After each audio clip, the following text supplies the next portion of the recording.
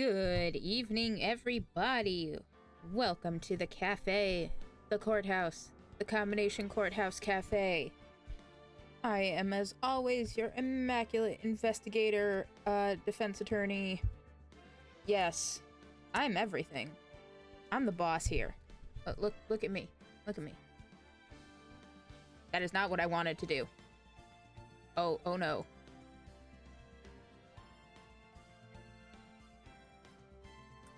That was not what I wanted to do. This is what I wanted to do. I'm the captain now. Yes. I'm all over the floor. Look what's happened. What have you done to me? Why would you do this? A happy birthday to the ground, I guess. Throwing me all over the place.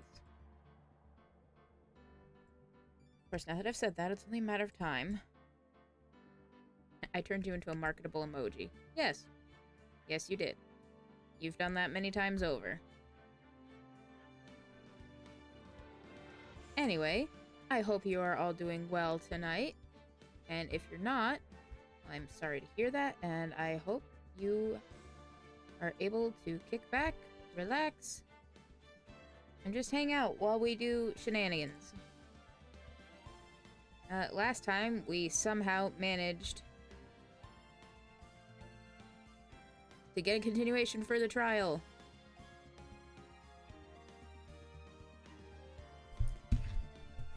Because we were able to cast reasonable doubt on all of the circumstances.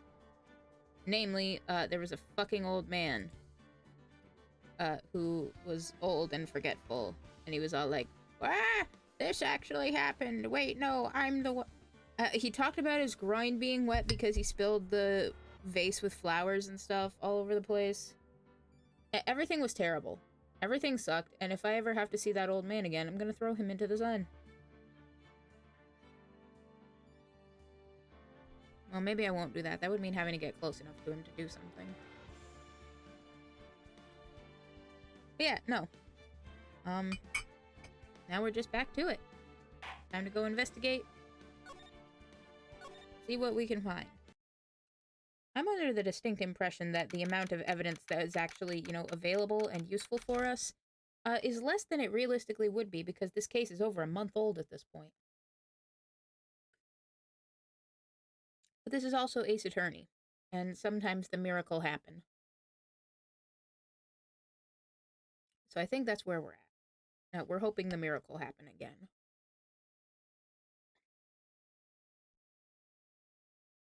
January 7th, 12:52 p.m. Wright & Co. Law Offices. So how do you think the trial went this morning? Well, we didn't lose, so I guess that means we win. How do you think it went? It got a bit crazy in there. I just wonder if that killed our chances. Yeah, I guess it did get out of hand. Mr. Kudo's testimony did nothing to help us. Yeah, no, he just basically he just revealed to us how thirsty he is for girls in maid outfit uniform dresses. How he does not pay attention to them, like their faces or anything. Just how cute they look from behind. And like I said, he spilled his vase on his table and it made a mess.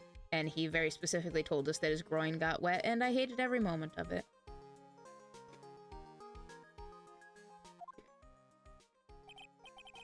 Plus, now we don't even know the identity of the waitress who laced the coffee. All we know is what old Mr. Kudo saw, the apron straps and the ribbon. And that the victim was wearing an earpiece when his eardrum was ruptured. Talk about a terrifying case of contradictionitis. Yeah, that was another big thing. Like, what testimony we did get from him that seemed like it could have been credible beforehand was he was telling us how the guy that he saw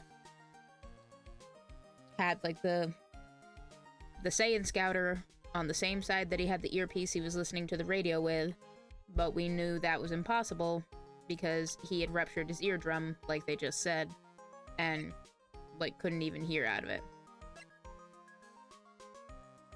So he had like a topical medication that he was using to try and fix it. A topical medication which is now missing. So that was another point of contention that we raised.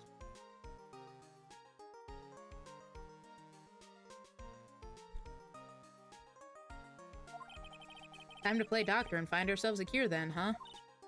Yeah, we've got to find one for Maggie or she's gonna have a terminal case of guilty. Alright, Maya, before we do anything else, get out of here.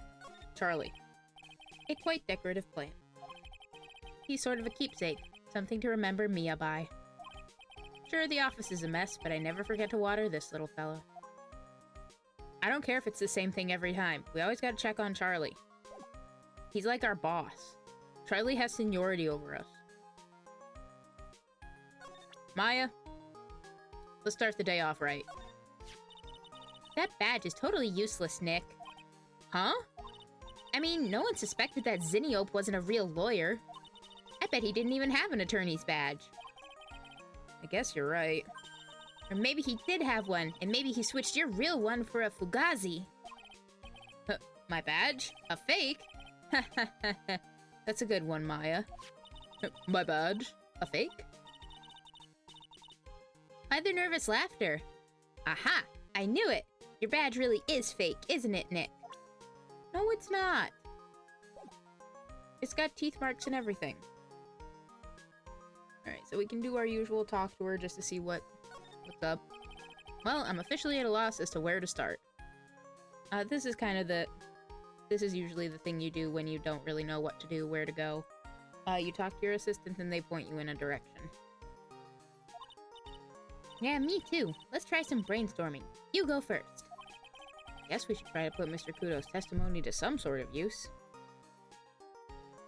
Now, what does this... He gave us like a shitty haiku. When the incident occurred, I broke the vase at my seat. I'm sorry. Yeah, that's literally all it fucking says. Yeah, that's true. And we need to figure out the identity of the waitress and who the victim really was. Somehow, I think the key to this case has got to be at Très Bien. Well then, let's go back there and check it out again. Oh, and we should drop in on Maggie and see how she's doing too. Yeah, so that's your hint to be like, okay, go to the restaurant. Go talk to your fucking client. Any ideas? Got anything on your mind? Actually, there is something. I was wondering about Zinniop. You know, like, what he's like and stuff. Oh, yeah.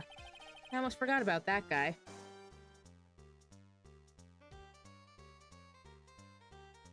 You know, that one guy who has arguably one of the more memorable and popular themes of the whole series. Even though he only shows up in this case. I gotta be you so hard it feels like you was smooching the express train. Phoenix, right? You saying you Phoenix, right? Cause I'm Phoenix, right? The one and only. Actually, I've learned a little something about my doppelganger. Huh? You did? What did you find out? Oh yeah, we ran into him while Maya was at the restaurant.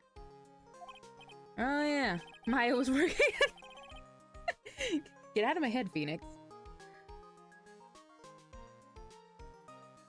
Oh yeah, Maya was working at the restaurant when I ran into Don Fonione. Let's just say he was such a terrible version of me that I wanted to sue for defamation. I mean, I would too. What's that guy's story anyway? What does he have to gain by impersonating me?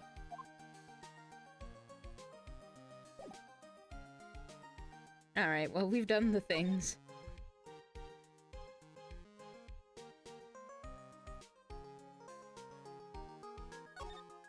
Well, this is not where I wanted to go, but this is where we're going, I guess. January 7th, Police Station, Criminal Affairs Department. Looks like Gumshoe's not here. Never mind that.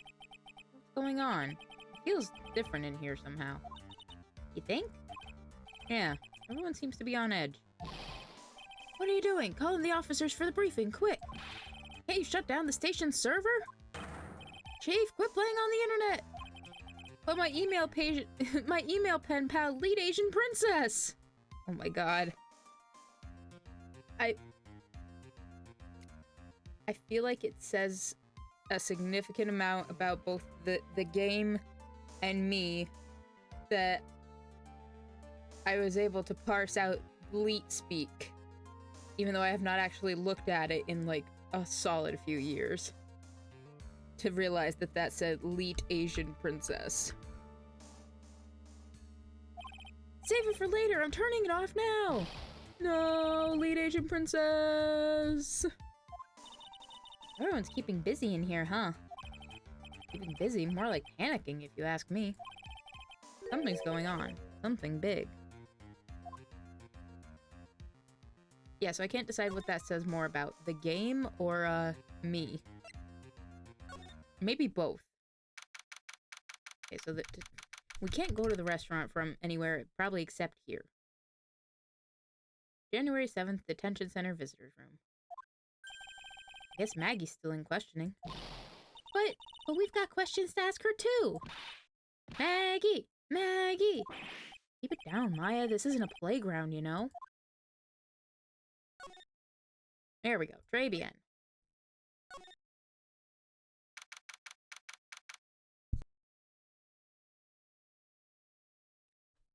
January 7th. Très bien. Empty as usual. Yeah, and it's lunchtime, too. That's it! Come on, come on, come on! Hey, that sounds like... Now just call an 8, pal! Come on, I know you can! Getting really worked up about something. No, that's the wrong number! Ah, looks like an 8 would have only netted me $5 anyway. What a ripoff! What's the problem, Detective Gumshoe? Huh? Oh, it's you. I was just listening to the radio, pal. To the radio? Hey, Detective Gumshoe's having lunch here. Gumshoe, I mean this in the kindest way possible. Can you even afford that? He is, and he's having the twin tea set. What can I say? I know what you can say. That thing real, pal. Why does everyone keep asking me that? I wonder what this phony of yours is like. He had Maggie found guilty of murder, doesn't that tell you? Well, you can know there can never be a fake me because nobody can hiccup like I do at the most inopportune moments. Tells me the guy is cruising for a bruising. You're really caring, aren't you, Detective Gumshoe? About Maggie, I mean.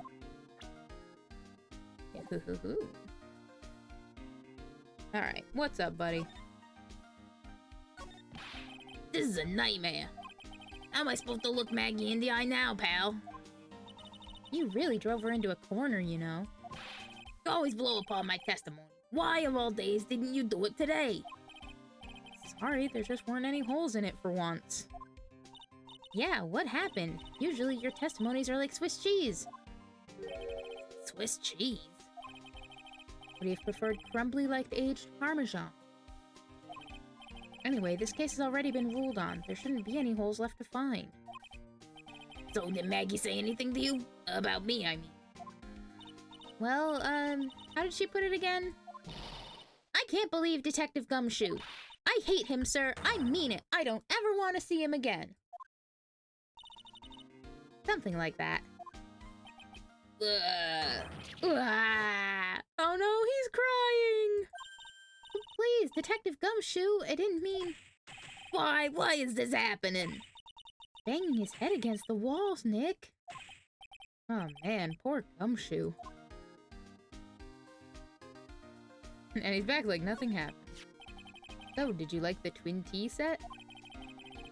I've never paid that much money for lunch before. I was so nervous my hands were shaking. So, how did it taste? Well, for $20, I guess. I don't know how to describe it, really. It was delicate. Delicate? You mean you liked it? It didn't taste bad to you? Yeah, we literally had it in the court record. Travian lunch special cost $20 despite how unbelievably bad it tastes. We used it as evidence. Or like to break a psych lock or something. We're like, there's no way you go there for the food. The food sucks ass. Shut up. What's the matter with him? Looks like he's thinking. That's it. I've been trying to think of the right word to describe the taste. I just realized. It's bad. That's it. It tasted bad. Just kinda hard to admit it to yourself when you paid $20 for it, you know? Maybe he should have found out about the price after he had finished eating. Hey, Nick, maybe that's why Glenn Elg came here. Maybe he heard about the super fierce twin tea set. By fierce, you mean fearsome. Speaking of Glenn Elg, that reminds me. We still hardly know anything about the guy. Why don't we ask Detective Gumshoe what he knows, seeing as he's here? Yeah, we'll probably have to present him the profile or something. But let's see what he was up to. So what were you all excited about earlier? Huh? That's right, you said you were listening to the radio or something. Oh, that was nothing. I wasn't excited. Come on, Detective Gumshoe, you can tell little old me. What were you listening to? Nothing really, it was just the, daily exercise show. Gumshoe, why are you lying about this? What the? A psych lock? Hahaha. This lunch special lobster sure is great. Why are there tears in your eyes? Oh, Gumshoe.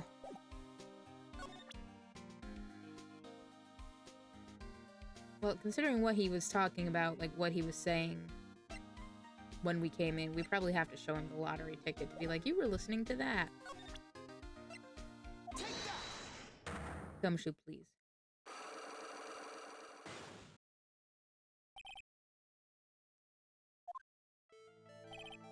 Alright, Detective Gumshoe, tell me the truth. What were you listening to? No way, pal. Now that you made a big thing out of it, I'm not gonna tell you. We'll see about that, pal.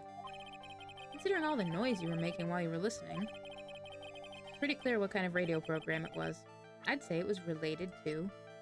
Yeah, 'cause he was saying to call out a certain number, and that he would only get X amount when he won. He would have only gotten $5 if he had won. Right, aren't I? You were listening to the lottery results, weren't you? You thought you'd try to win big, just like Glenn Elg did. It's like you could see right through me! Huh? Tracked him already? See, pal, that's why I said it was nothing. Why'd you bother lying? Well, at least it's an easy unlock if you, like, lost in some health in the trial or something. I'm usually pretty lucky, so I figured I'd give it a try. With everyone in the lottery.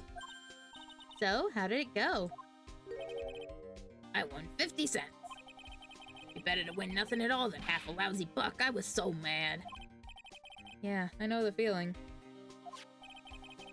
Bought the same kind of ticket as Mr. Elg, see? They've got this special radio show where they announce the winning numbers. They even do the drawings live on the air. It's intense, pal. I bet that's what Mr. Elg was listening to on the day he was killed. Yeah. What time is it now? Yeah, see, that was something I was thinking about, too. Was the whole thing of, like, when he got killed. I feel like this is gonna be important. For somehow or other. I haven't quite figured out how, but I feel like it will be. It's just after 1:30. Are the lottery results always broadcast at the same time? Yeah. Look, I got this flyer when I bought the ticket.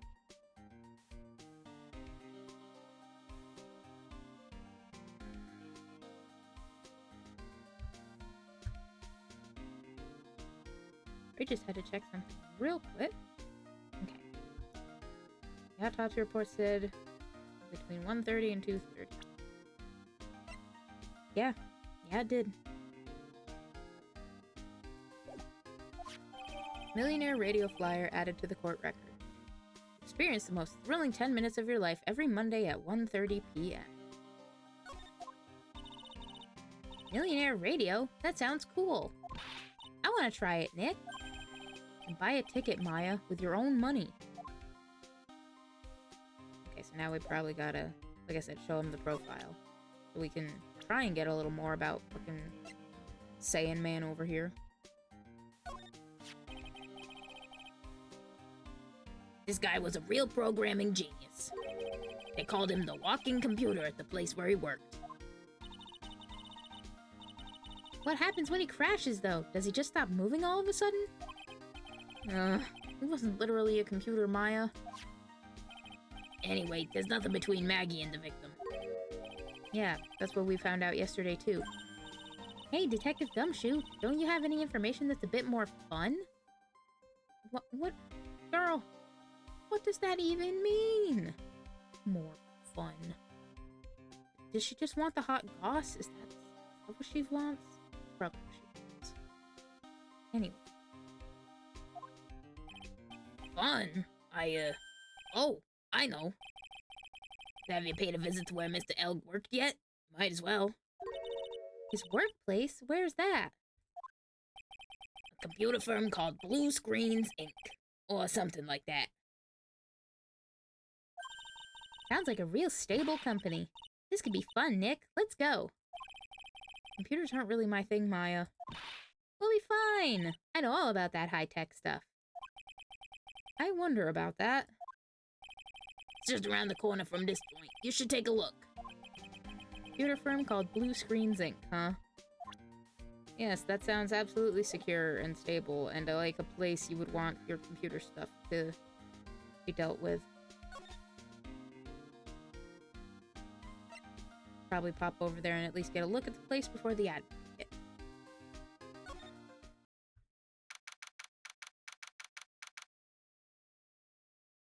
It's very in here. January 7th, Blue Screens Inc. Wow, this place is so high-tech you can almost smell the electricity in the air. That doesn't sound safe. It is a computer firm, Maya. They can't work without electricity, you know. Who are you? I feel like there's like a greeting robot or something. Oh. Well, she looks like she might as well be a robot. Oh, hello. I'm sorry. Access is restricted to authorized personnel only. This is a computer programming laboratory. There are far too many trade secrets that could be leaked. Wow, what secrets? Everything you see here is classified. No information can leave this building. Understood. What information can enter this building, though, is a brief ad break. We'll be right back.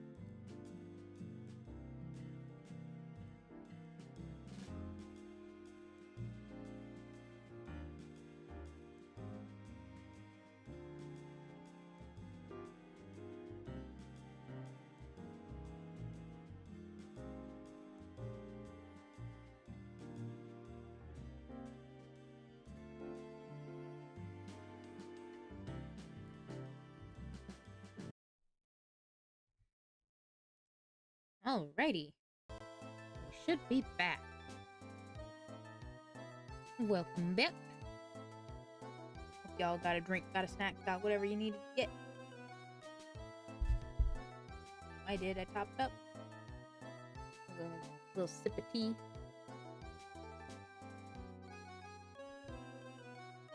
That's the good shit. Who is this woman? She's like a robot from some kind of whacked educational show. My name is Lisa Basil. Her name's a palindrome. It goes Lisa, and then the B, and then... Is that like a requirement to work here? Because that's like 2 of them. That's her. Oops, I actually hit the profiles button. And then he had the Glen Elg thing. It'd be funny if that was a requirement to work here. You must be a computer science prodigy of some sort, and also your name must be a palindrome. Unfortunately, if you are not either of those, if you are not both of those things, you will not be allowed to work here. I'm the company director. The director? She's human? She seems more like a ghost in a shell. Ah! That thing over her eye, isn't that the same device as Glen Elg's?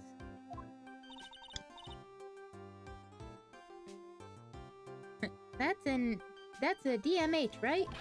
Nice try, but it's the other way around, Maya. It's an HMD. It's like the Bolson Construction Company in Breath of the Wild. Yeah, them. All of my programmers here at Blue Screens Inc. are supplied with HMDs. Then do you write programs too? No, I just enjoy wearing this. The scouter says your power level is 2. They are pretty cool. I wouldn't mind one. Lady, I have something very important for you. Would you mind taking a look at this? I'm sorry, that data is super admin restricted desktop access password protected. Super admin restricted desktop access password protected? What? This is madness.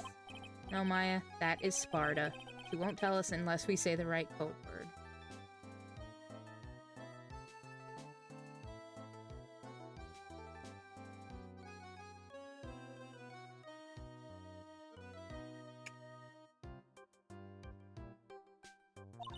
A code word? Sesame! If it's not Sesame, then it must be her mother's maiden name. That's how it always is. No point in having a password if it's always the same thing, Maya. Guess she just doesn't want to talk about this. Maybe we should focus on asking about Glen Elg. What do you say? Alright, fine. I get the feeling she's gonna stop us if we try to look around. Considering we just got a "This is Sparta" joke in the year 2026. Right, tell me about your job. What exactly is this firm's business? I will try to simplify it so that you can understand. We analyze the data management systems required by certain branches of industry. Her text goes on really fast, and there is no way I can keep up with that.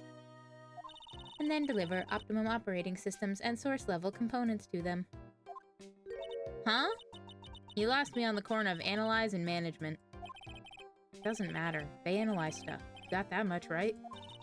The software we produce is distributed on CDs. CDs? CDs nuts.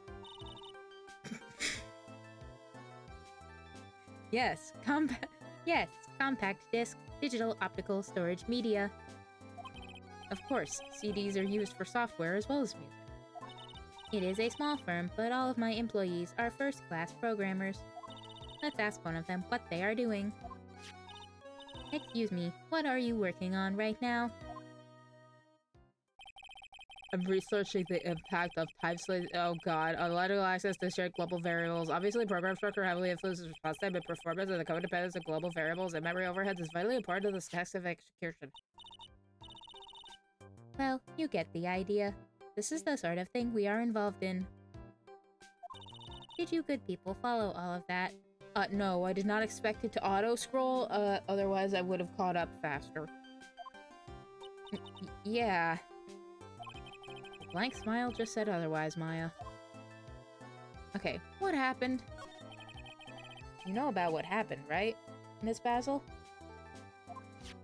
You mean about Glenn being poisoned. Yes, I know. It's terrible. Can you tell us anything that might be helpful? I don't think so. A police officer was here earlier, too. But I couldn't tell him anything either, because the waitress who committed that crime has nothing to do with Blue Screens, Inc. Oh. How about Mr. Elg's desk? Have you cleared it out already? No, not yet. This one. It's this one, right in front of you. If there's anything that might be useful to you, you are welcome to take it. Guess there might be a clue here somewhere. Oh yeah, now we can look at it. Like I said, I feel like she would have stopped us. She would have been like, access is restricted. This is Sparta. There's a lot to look at, including the nerds. Let's look at the nerds. Really pounding that keyboard, isn't he? Wow! I bet that's where the pro in programmer comes from, huh? Guess I shouldn't be resting on my laurels. Gotta expand my skill set and all that. Yeah, that's a good idea. Maybe I could become old CD's apprentice. What about your spirit medium training? Okay, well, that wasn't much. Hey, look, Nick! It's a supercomputer! Looks like it's really smart and wise, doesn't it? Computers are only as smart as the humans who use them, Maya. That explains why we don't use the computer in our office. You work there too, Maya. Yeah, but at least I'm... Please don't argue about being something. Please don't argue about something that's so trivial. No, no, desk. I turned it off because I had to fix something with it, and I haven't figured it out yet, so I haven't turned it back on yet.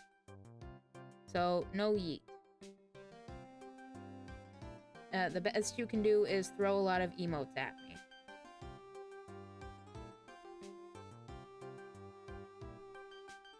Also, thank you very much, Nova, for the clip. I do appreciate that.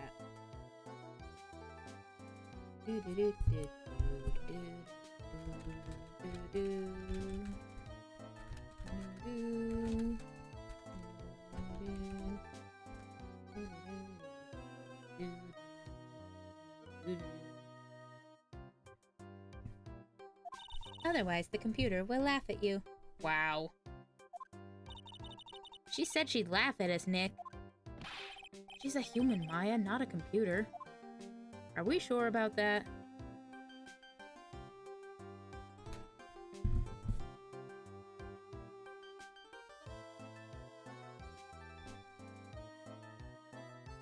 Let's see. Well, it looks like this place is a mess. Is this a sleeping bag? We can't even look at what's under here. Well, okay, let's deal with the obvious. The calendar is sticking out. Whoa, look at this! Look at this desk, Nick! It's a mess!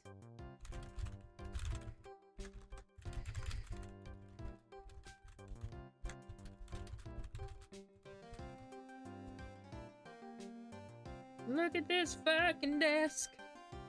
It's a motherfucking goddamn mess! Looks pretty average to me. You can't get any work done with everything all over the place like this. You think? Real whiz kids can work under any condition, you know? She's trying to hint that I should tidy my desk more. I'll clean up my desk when Maya stops asking silly questions. No hurry, then. Hey, this calendar. What about it? If this is another hint about tidying, you can forget it. Someone's marked December 3rd in red pen. December 3rd? That's the day Mr. Elg was murdered. Is there anything else? Yeah, it says, meet with the tiger. Roar. It doesn't say roar, I just thought it would be funny to say that. Tiger? Glenn's calendar added to the court record.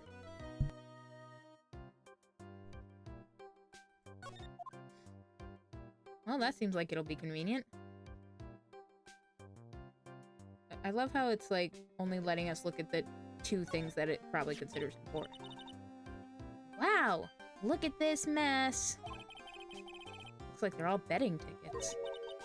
What kind of betting tickets? Probably losing ones if they're all over the floor.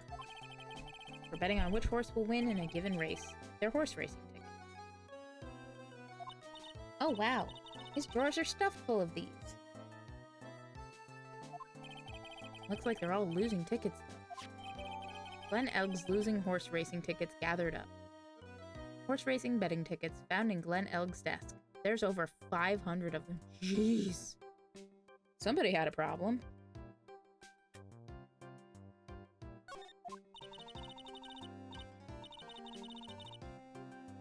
This many tickets would get you, what, a buck down at the recycling center? But I didn't know you were so hard up that you'd try to profit from the dead, Nick. I'm just taking them as evidence, Maya. Jeez.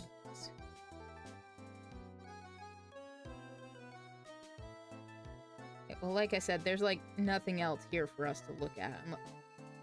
What? Is something important about the corner? Those pillars almost look like they're moving. It's kind of unsettling. Nah, they just look a bit twisted or warped or whatever word I'm looking for. This office was designed with a futuristic feel in mind. Futuristic? Yes, we tried to imagine what things might look like in the future when we designed it. It helps to soothe and calm the soul. Sure it does, GLaDOS. On second thought, I agree with you, Nick. This place is really unsettling. Haha. Okay, so if we want to talk to her about him, we probably ought to show... CEO of Blue Screens Inc. and Glen Elg's boss. Absolutely not a robot. Well, tell me more about you. Would you mind taking a look at this? Apparently this is Sparta-ing us about her own self. Not here for it. Okay. Yes, we'll talk about Glen. About Mr. Elg. He was a top programmer. I would even say he was a genius. But he did suffer from one or two bugs in his personality. Oh? Like what? He was a bit of a loser. Perhaps that would be the best way to describe it. Wow. That's what got him into trouble. What's the matter? He was a top programmer. I would even say he was a genius. So he was really no trouble at all. A model employee. Hey, wait a minute. Just now you said something about him being in trouble. Gotta find out what this trouble was exactly. There we go. I'm guessing there's gonna be a talk thing and then she's gonna just lock up on us. About Mr. Elg. Was he in some kind of trouble? I'm sorry? Why would you think that? Oh, you said something about it just now. You said he got himself into trouble because he was a bit of a loser. Security shut down. Initiated. Recyclox. Guess Mr. Elg is like every other man with his own pile of secrets. What is a dead man? A miserable little pile of secrets. Okay. Well, I get the feeling we don't really have a lot. Well, let's see what we've got. Got the sports paper. That has nothing to do with this. Now we've got a shit ton of tickets. Got his calendar. Got the winning ticket. I feel like we probably don't have enough to deal with whatever we got.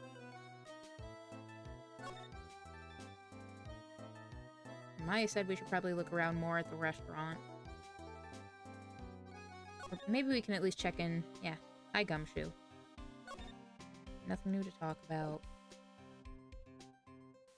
Do we have anything to say if we show him all of these tickets or anything? What do you think about this, Detective Gumshoe? Sorry, pal. I can't discuss anything connected to the case. Hey, I thought you said you were going to help us out. Can't help you out if I don't have any info. Yeah, I suppose that retrial has only just begun. Okay, well. Oh, we can check out the kitchen, too. Go see if there's anything in there this time.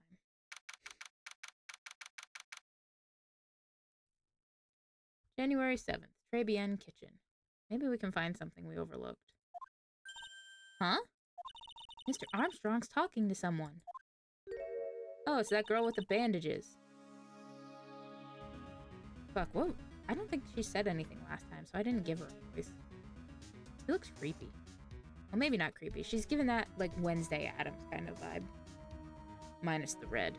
The red was black, definitely. I'll be back next month. Oui, naturellement. I will be waiting for you. If you haven't got it by then, I'm afraid it might get a little hot around here. No, I will have everything ready, I promise. I love fire, you know. I love the way it crackles. No, stop it, I beg you. Then don't let me down. I'll be watching you. Mais non, this is not necessary. You can trust me, mademoiselle. Anyone, and I'll drive a knife right through your heart. Oh no, you do not have to worry. You know you worry far too much. Maybe this will help you relax. It is la oil of sandalwood. I do love raw meat from time to time. Bro, is she gonna kill him and eat him? What is happening? Ah! I'll be taking my leave. Goodbye for now. Au revoir, creepy girl. Oh, I have the shivers. I must rub some of my oil all over my body before I become the nervous wreck. There. Oh, oui, that feels good. Ugh. Oh la la, excuse-moi, monsieur. My eyes! My eyes! Your eyes? If you have trouble with your eyes, you need this. La oil of sandalwood. Isn't this just the leftovers of what you were just using? Hi, Jean. Girl, what the fuck? You don't exactly have many customers, do you, Mr. Armstrong?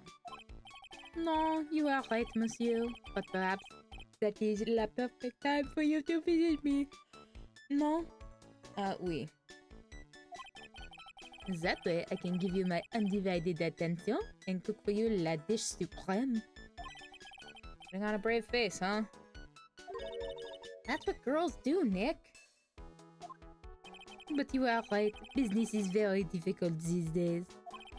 Perhaps the name is la problem. People do not understand it. They think it is très. I just wanted people to think that my restaurant was exclusive. But they think you just serve fast food on cheap plastic trays? Nick, that's the kind of thing that can make a girl cry. Have you forgotten that Mr. Armstrong is a man, Maya? This restaurant is my life. It is everything to me. I will defend it to la finale.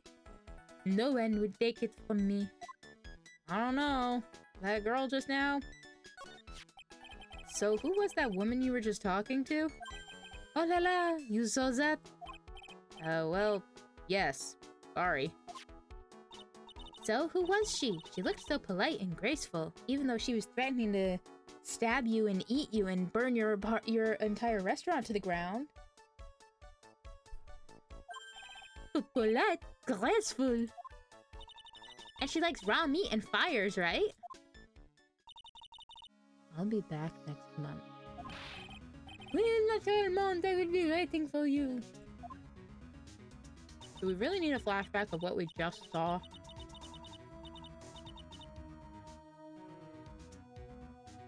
If you haven't got it by then, I'm afraid it might get a little hot around here. No, I will have everything ready. I promise. Now that I think about it. Hey, Maya. I think it's pretty clear what kind of conversation they were having. You think so? Well, then let's show him that piece of evidence and see what happens. Well, it's probably about his loan, isn't it? Let me see. $500,000 to the owner of Tender Lender. That's gotta be it. So long as that paper exists, I am but a delightful angel with broken wings. An angel, huh? Doesn't bode well when you think about it. They kept harassing me months after months. In the end, I had to give in. I agreed to help them. Help them? With what? Mais bien sûr, if I did not owe them la money, I would have refused. But my hands were tied. Please, what did you agree to help them with? No, I cannot say. If I tell you that woman, she will slice me up and eat me with la salad garnish. Why do you look so happy about that? Ew! Hope he doesn't mean that he'll literally be sliced up and served with garnish. I'm going to guess that woman has something to do with your loan contract. Am I right? Please, Mr. Armstrong, tell us about that woman. Will he actually tell us about it? Oh yeah, now he'll...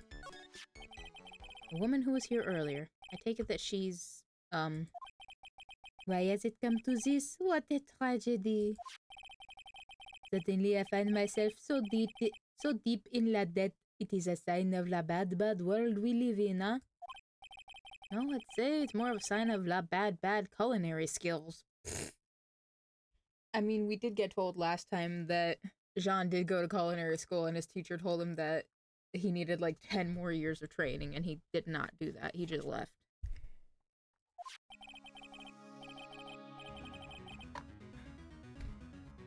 The woman who was here. This scary woman. She is from la loan office. Loan office? Is that where you borrowed $500,000 from? Oui, Tender Lender, it is called. Catchy name. Just hearing it makes me want to borrow some money.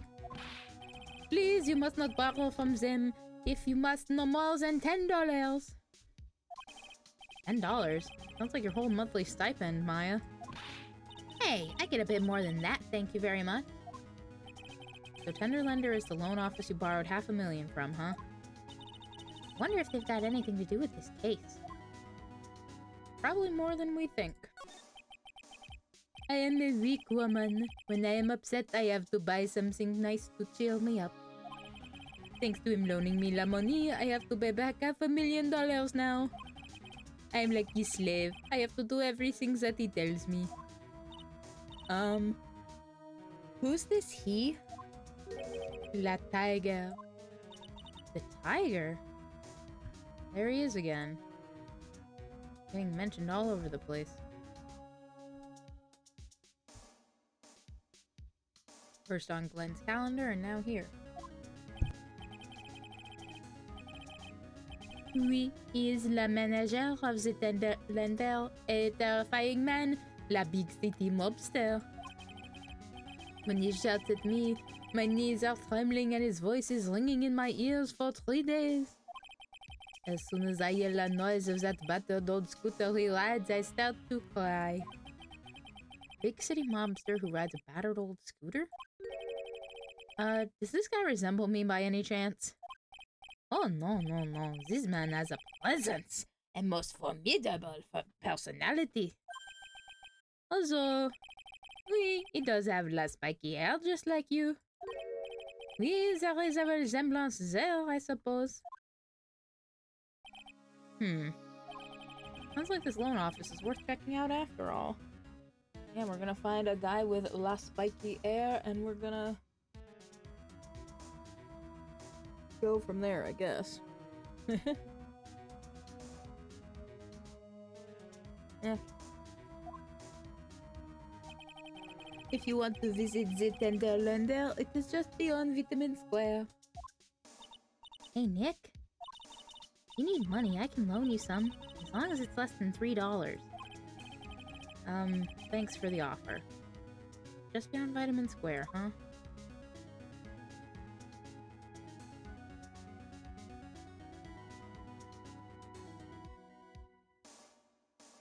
Well, I wonder if he has anything to say about anything else.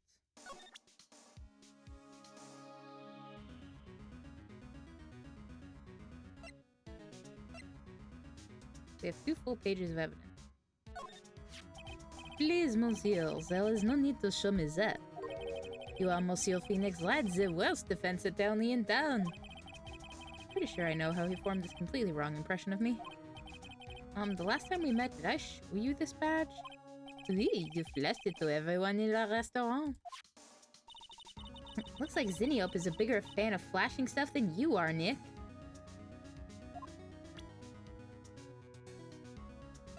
You know, I've never presented the Magatama to anybody without needing to. Let's see what happens. Oh, what a beautiful pendant. They will look stunning on me with la earring. Please don't steal it again, okay? It's one of a kind. I could just have a sliver of it, no? No! It's not a block of cheese, you know?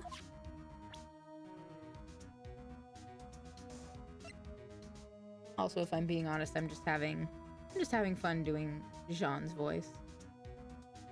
Because I think it is très silly. I'm having fun with la French accent. Which is probably not that good. So that's probably what we'll be doing through the ad break, just for the sake of doing it. Because he's probably not going to have anything to say about everything. This is the paper the victim brought with him. MC Bomber, oui. Does that mean something to you? No, I only speak French, mademoiselle. Well, we found it behind your magazine rack. Oh, how naughty I am. I haven't cleaned for such a long time. Well, if that's the case, no wonder nobody wants to eat here.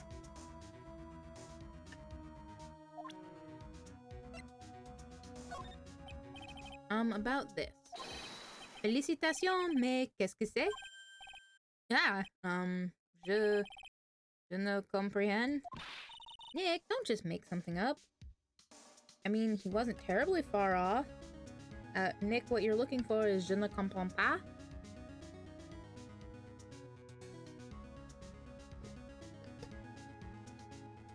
So I'll give you half credit for it.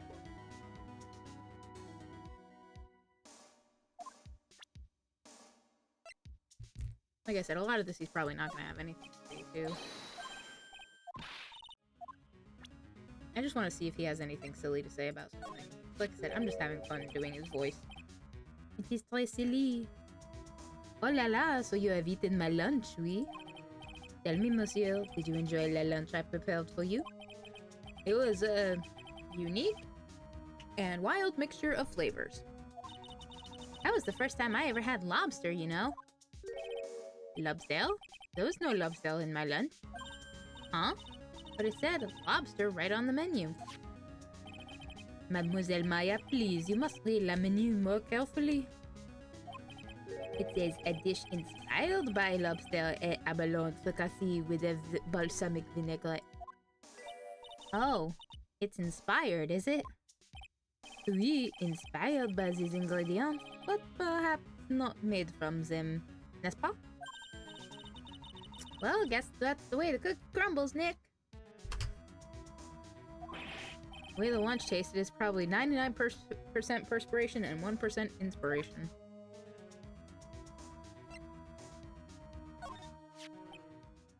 Oh yeah, he was saying that he gets scared whenever he hears the scooter, so it makes sense he would have something to say about it. What is it? Is this your scooter? No, I saw it before in Vitamin Square, you see. Mon Dieu! No! Take it away, do not show that to me! Talk about an allergic reaction. Okay, we already showed him his own loan contract. Did not mean to do that again.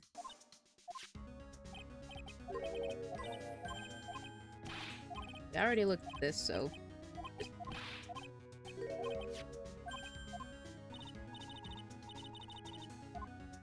We should be back. We already...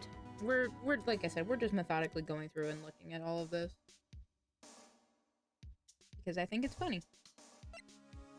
Yeah, what do you have to say about this? Ah, it is true. My vessels are broken all the time. I bought a new one the next day after la incident. But they wouldn't let me put it on la table because of la investigation.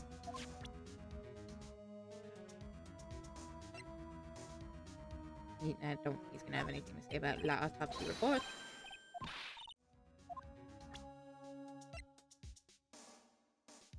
Or his own floor plans, probably.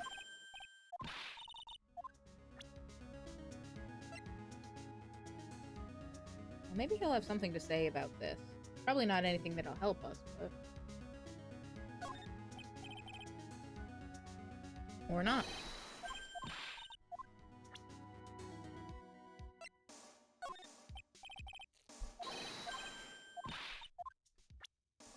This is going great.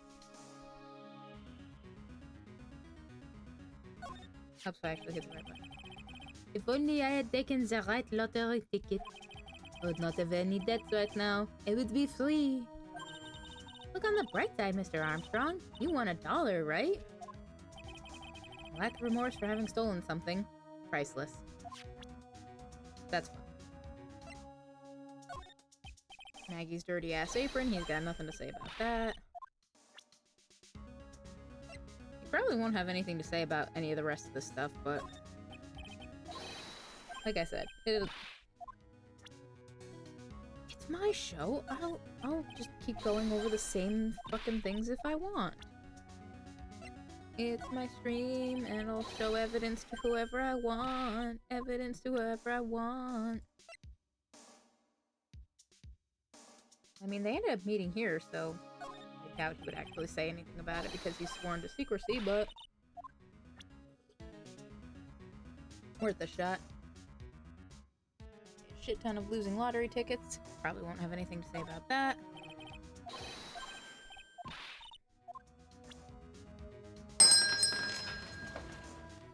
Hello, Raiders. Hello, Silver. How we doing tonight?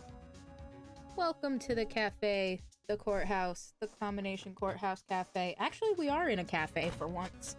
It's just not my cafe. It's your stream and you'll do what the fuck you want. Exactly. And I hope you're doing well. How was your stream? What were you up to? Feel free to pop off in the chat about that. Or if you just got a raid and run, go take care of yourself. Go get some rest. Get some food. Get something to drink. Hi. Hello. Right now we are playing Phoenix Wright, Ace Attorney, Trials and Tribulations. Silver streaking. She is. That she is. I was playing Claire Obscura. Ooh. I tried that once. I didn't get very far because I'm just not good at those kinds of games, but I had fun with it. And the music was banging. Maybe someday I'll have to try it again. Or keep going with it. But yeah, we're doing, like I said, we're playing Phoenix Wright, Ace Attorney, Trials and Tribulations, the third game in the original Phoenix Wright Ace Attorney trilogy. Right now we're in the middle of an investigation. I come with my fellow friend Rabbit. Well, hello! Thank you very much for coming by. If Ace Attorney is something that you are into and you want to avoid spoilers, I suggest, leaving, if we're being honest. Like, if you plan on playing through it yourself or looking into it on your own time, this would be the time to, quietly duck out, or not quietly duck out. Like I said, we're in the middle of the investigation for this, or an investigation for this case. So if you want to really avoid a lot of any kinds of spoilers... My friend Silver locks me in a cage and drags me places. I mean, at least she takes you places. It's not like she just locks you in the cage and leaves you there. Or if you still want to support, put the volume at 1% and open a different tab. I mean, you can do that too. You can do whatever you want. Wow, way to blow my cover. No, it's okay. I'm picking up what you're putting down. Yeah, right now what I'm doing is I'm basically harassing this, this French guy by showing him all the evidence I have, and I'm about to show him all of the profiles of everybody I have. Do you have cookies here? I mean, I can. It's not just a cafe. We do have, like, a little bakery counter with, sweets and stuff. Oh, no, that kind of cookie? No, we don't. We don't really have any commands for any fun things like that. The only things we really have are the channel point redeems. Which, if you just got here, there aren't really that many. And everybody's favorite one is currently not working. Everybody's favorite one being the yeet one, where you throw my model off screen. But it's currently not working, and I still have to fix it.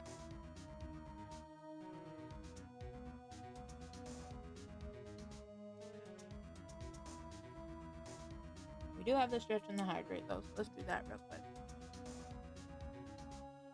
And the coffee. I actually don't have coffee today. I have tea. The relative of mine got me the David's Tea Advent Calendar for Christmas. And I decided I was gonna have it leading up to my birthday. I'm still like a day behind, but that's what we're at.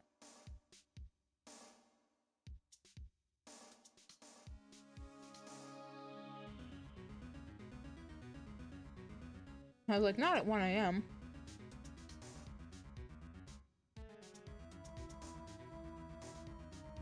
Someone accidentally redeems it, you can manually eat yourself. If somebody accidentally redeems it, that means Twitch is broken because I turned it off on Twitch's end.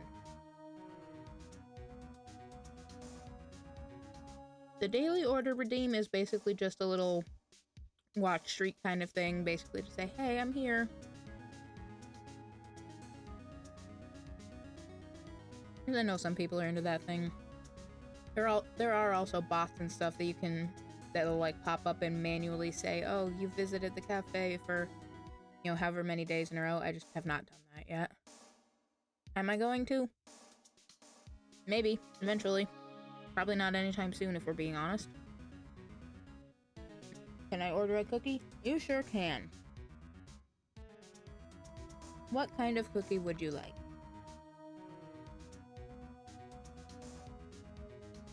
I'm certain I mentioned it on stream around Christmas time, but I made like 6 different kinds of cookies for Christmas gifts for people this year.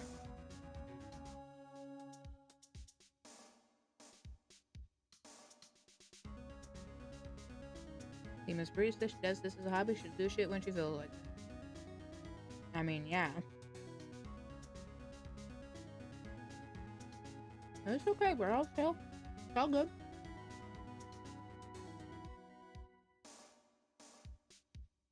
She makes the best strawberry cake I've ever had in my life.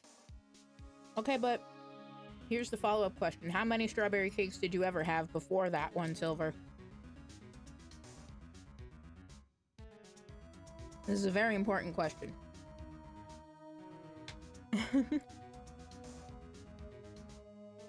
Rabbit wants a chocolate chip cookie, and says Silver wants one too.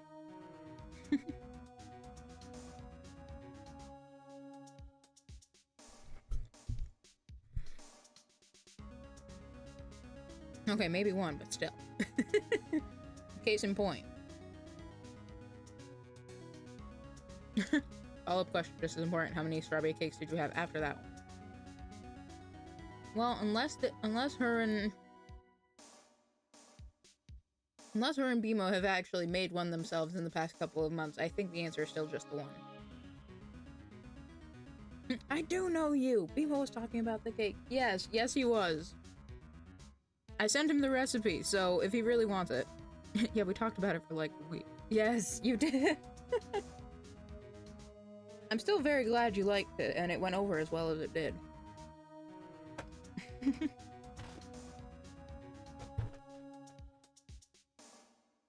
The good news is I've got my bigger blenders all fixed up and they actually work, so now whenever I make it again, I can actually use the big blenders to make my strawberry purees, rather than just the tiny one. Girl, I think you should open a bakery. But bakery people wake up at the same time I go to bed, and they open really early in the morning. I mean, I guess I could do a late night bakery thing, but I don't think that'll work very well.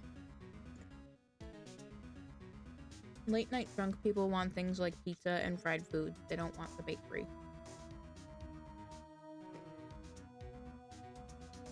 I feel less shy now. Silver said she was taking me to a scary streamer. I mean, I can be a little scary. Do you know a talking lime? Can't say that I do. I mean, I'm not that scary, but at least one of my outfits could be at least a little unsettling.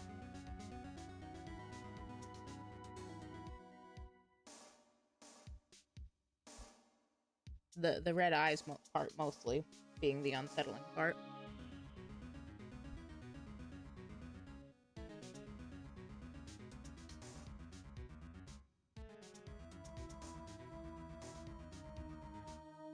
You mean the cosplay or the clown? Neither.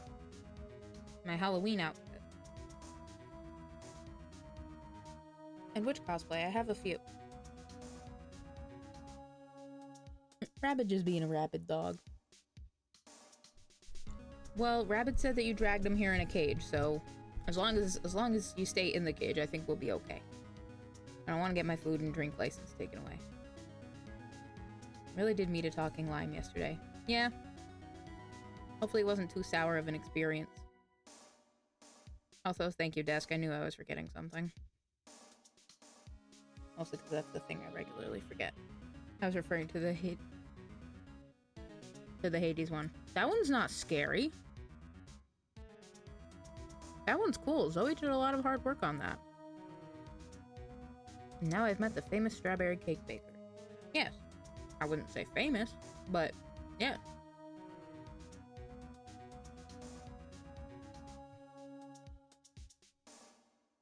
Yeah, it's cool, but like at the same time, it's glowy skeleton hand. It's not that scary.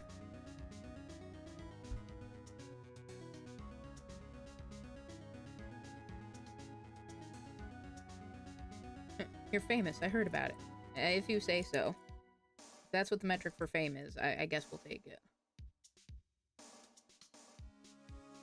Yeah, the skeleton hand isn't as glowy as you'd think it would be, but it would help if I was not hitting the wrong button. You know, Zoe put a lot of work into this. I think she did all the modeling and the texturing. How many costumes do you have? Quite a few. I'm pretty sure all of them are there in the redeems, for the channel point redeems.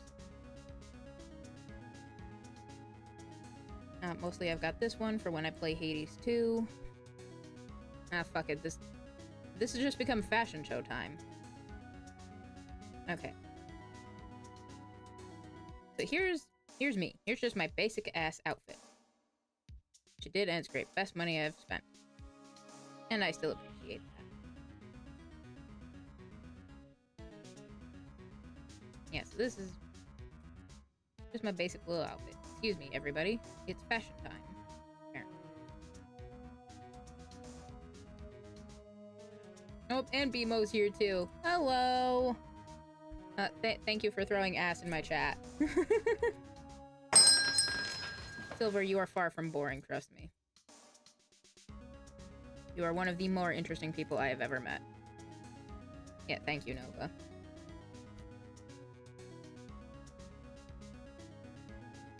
You're not boring. You're just a real life streamer person. You don't have an avatar that you can basically hit a button and change your whole outfit and appearance.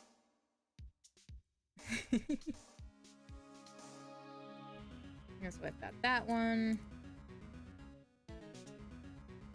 I'm just spreading a little, I mean, love. Ass, love, what's the difference? Rabbit's finding a lot of new people this week, apparently.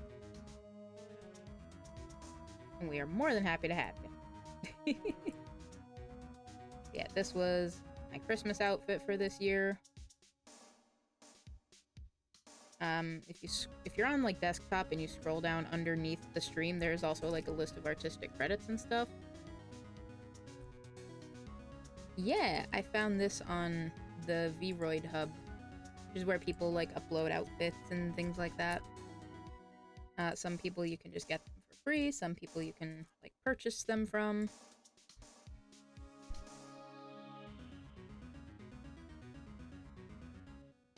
Yeah, this one. Copy paste that.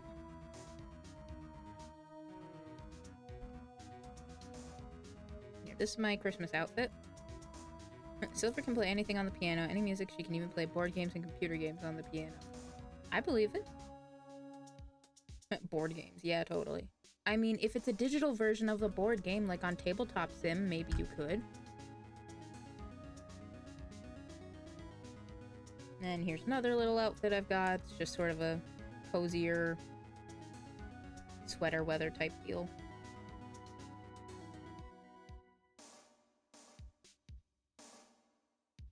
This is extra lazy time. This is day off. Rabbit has a dog that isn't Rabbit. That's good. That's very good. What kind of dog? He does sciencey things, not with the dog. That's also very good. That would have been slightly concerning. But that's just my thought.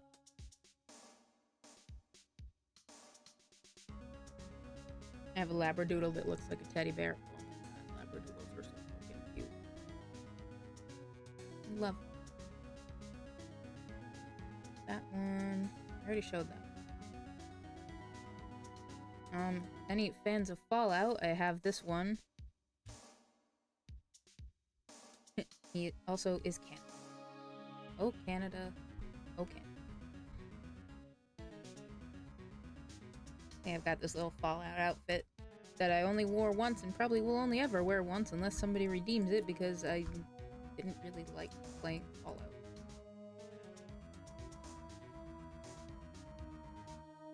The winter outfit, where, you know, it's cold out. I should probably wear this for my investigation. Who designs your VTuber? Technically I did. Like, I did all of, like, the basic model and everything that I've shown off so far. Like, my general appearance and color scheme and stuff, I did. I made that. I used, Jesus Christ. It's called Vroid Studio. I used a lot of, pre-made assets in that. Like, I just took a lot of things and just changed the color scheme to make it match what I wanted.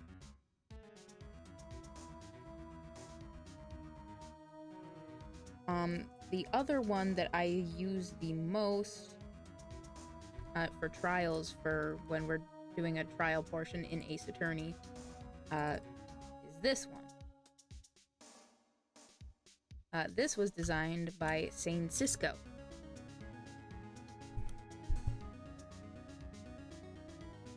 They did this one up for me just because they could.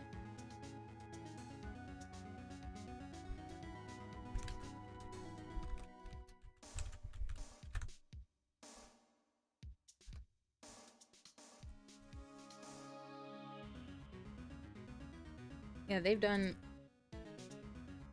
all kinds of other models and art and various other things for other people, so I consider myself very, very lucky that they took the time to make one for me.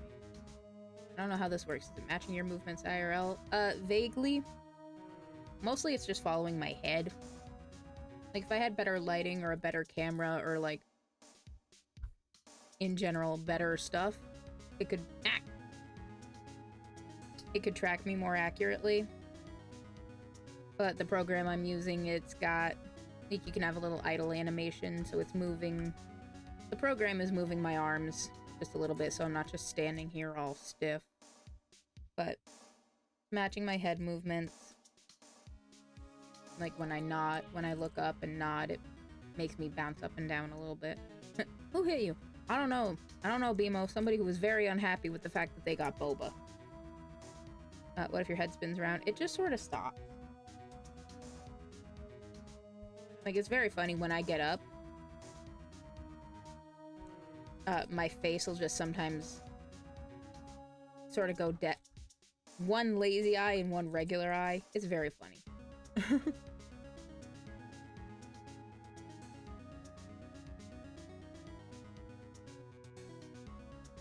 It wasn't me, I'm eating. Okay. I believe you. What did I get? I don't know, whatever you want, man. it's a cafe. You order what you want. It ain't no Dunkin' Donuts, but I can do coffee and matcha and shit.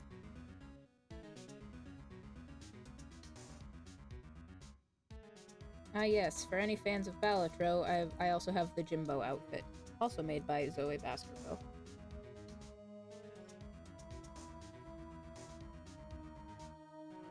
I knew I was missing one when I was scrolling through my list. My bad. I love that one, honestly. Yeah, it's pretty fun.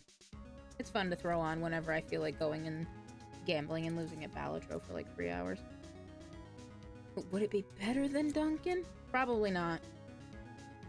I do not have the commercial success to be better than Dunkin'. Also, did you guys get up on the free coffee Dunkin' code that they posted yesterday? I don't know if it'll still work, but it's also your summer outfit, but now's not the time for that. Now's the time for Jimbo. Yes. Yes, it is. I mean, I did think about showing off the summer outfit, but it's literally just me in like a purple bathing suit. So it's not that exciting, in my humble opinion. Maybe if I ever get to playing the Hooked on You Dead by Daylight dating simulator, which I think is like a whole beach thing, that's when I'll wear it. But right now it's February. It's cold. And I'm not doing no polar plunge. What I am doing is harassing this French guy by showing him all the profiles of everybody involved that I've seen or is involved in this case. You could do it for Valentine's Day. I mean, I could, but I don't stream on Saturdays. So I can't.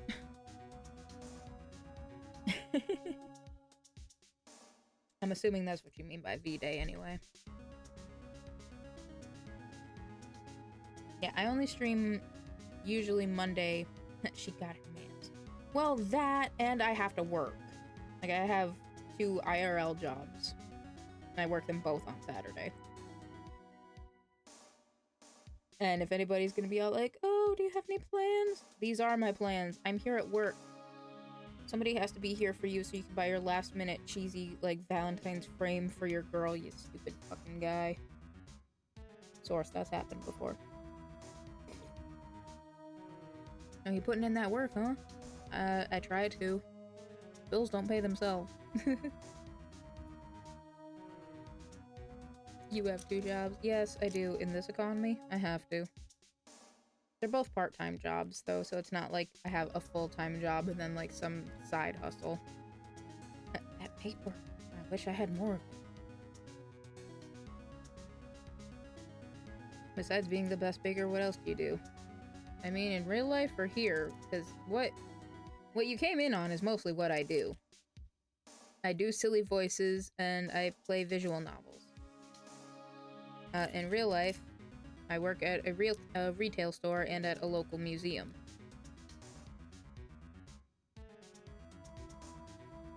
And for your job? Yeah, you just said that. I work at a retail place and at a museum.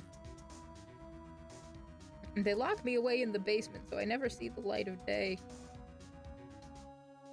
For legal reasons and for accuracy reasons, this is a joke. They don't lock me in the basement. The door that goes to the basement does not lock. And also, they have the windows covered up so sunlight does not damage the collection items.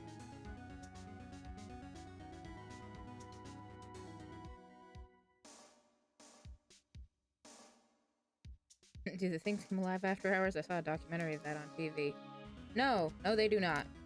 If they did, that would be very concerning because we don't actually have anything that could come alive. Not unless our like mannequin tea stands turn back into trees and start running around. Otherwise, no. We do have ghosts though.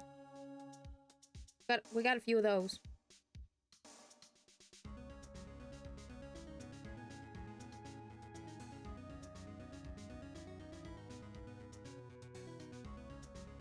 Everybody thinks I'm joking when I say that, but no. Friendly ghost? Yeah. Friendly to indifferent.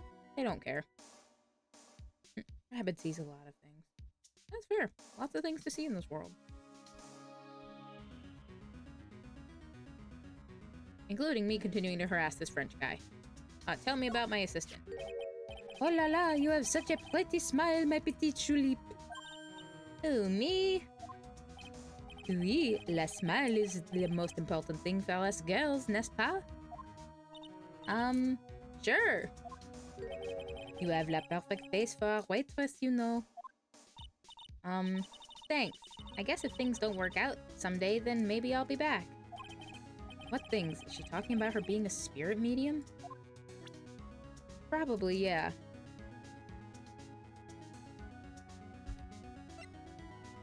He's probably not gonna have anything to say about... Oh, never mind.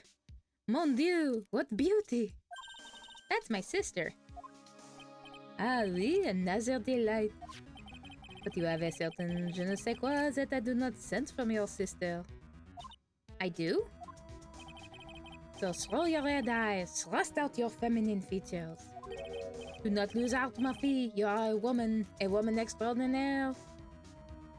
Do not lose heart, my girl. You're a woman. Yes. Thanks, John. Do I look like I need cheering up or something? Maya is adorable and deserves all the head pats. She deserves a lot more than that. With everything she's been through thus far in the series, she needs a vacation. Alright, tell me about this guy. I think you have a crush on him. About this. Oh, he has nothing to say about this. Félicitations, mais qu'est-ce que c'est? Ah, je ne comprehend.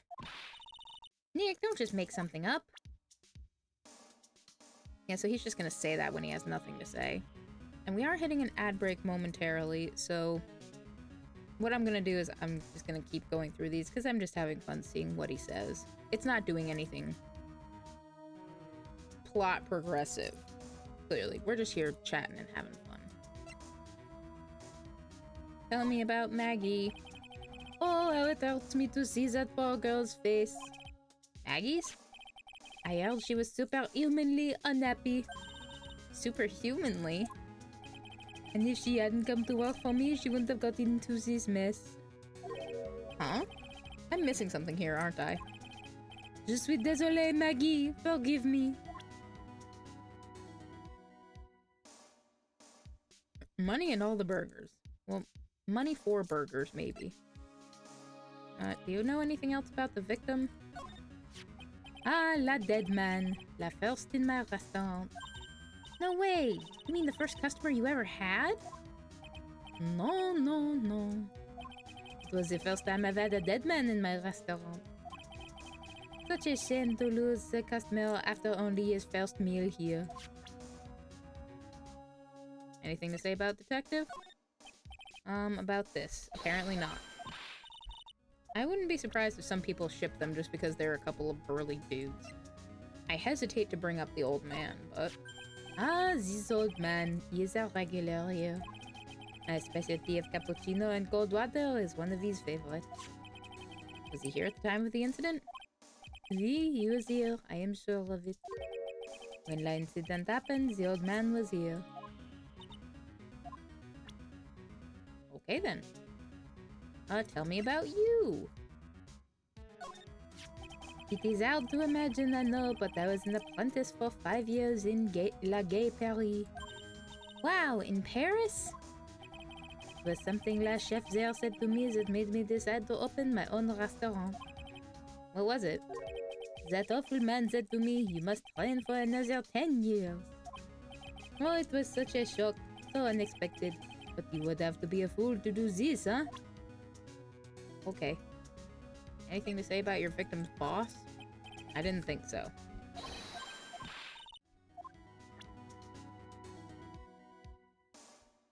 Well, we should be back from the ad break. We've shown him absolutely everything we have. And I just had fun doing a silly French accent for a while. Alrighty. Let's get out of here. Well, I'm gonna head back to the precinct now. We got a big meeting starting in a bit. About Maggie's case, you mean? No, that's pretty much wrapped up now. There's another big case going down at the moment, so she's been pushed aside. Okay, well, see you later then. Bye.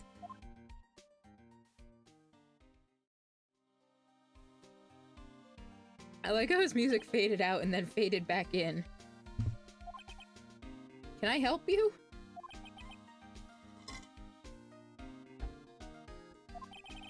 You better get going, detective, or you'll be late. Actually, I kinda got a favor to ask. It's a big one.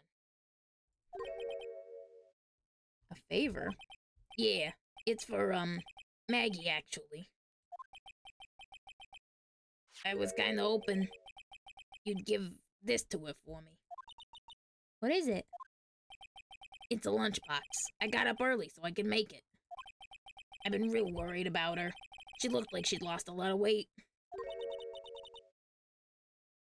Detective Gumshoe? How many weenies are in here? There's not a person on Earth who could down this much meat.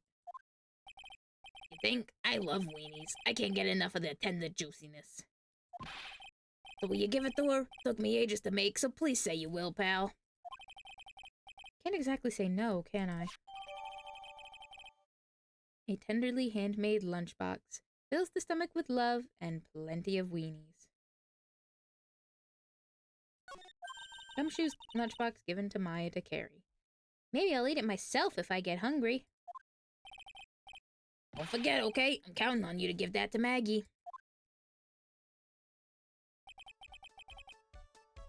He's finally gone.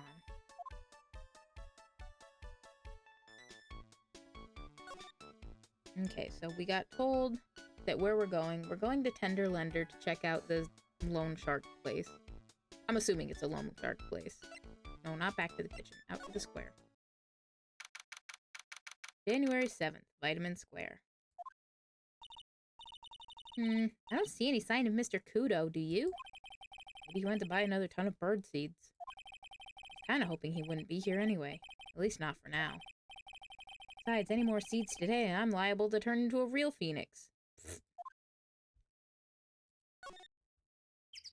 Tender Lender.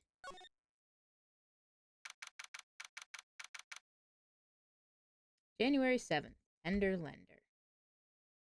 Win through compromise. There's a CD player, there's a bunch of shit on the floor. Hey, wait a minute. This place gives off a really strange vibe, doesn't it? Looks like the tiger isn't in his lair. And that is, as they say, a very good thing. I'm assuming this is that girl from earlier. Welcome. Oh. Talk about a creepy voice. It makes your soul want to shrivel up and die. There she is. Hi, Wednesday. You're here to discuss a loan? No. Not exactly. The manager is away at the moment. Wait quietly, please. She's gone, just like that. Guess we'll just have to come back another time. But this is the perfect opportunity, Nick. This place reeks of suspicion. Come on, Nick, let's take a look around, okay? Do you think it'd be okay? Of course! No one will ever know.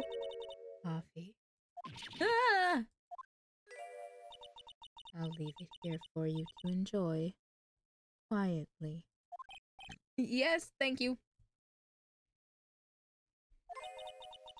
Do not touch the desk, please.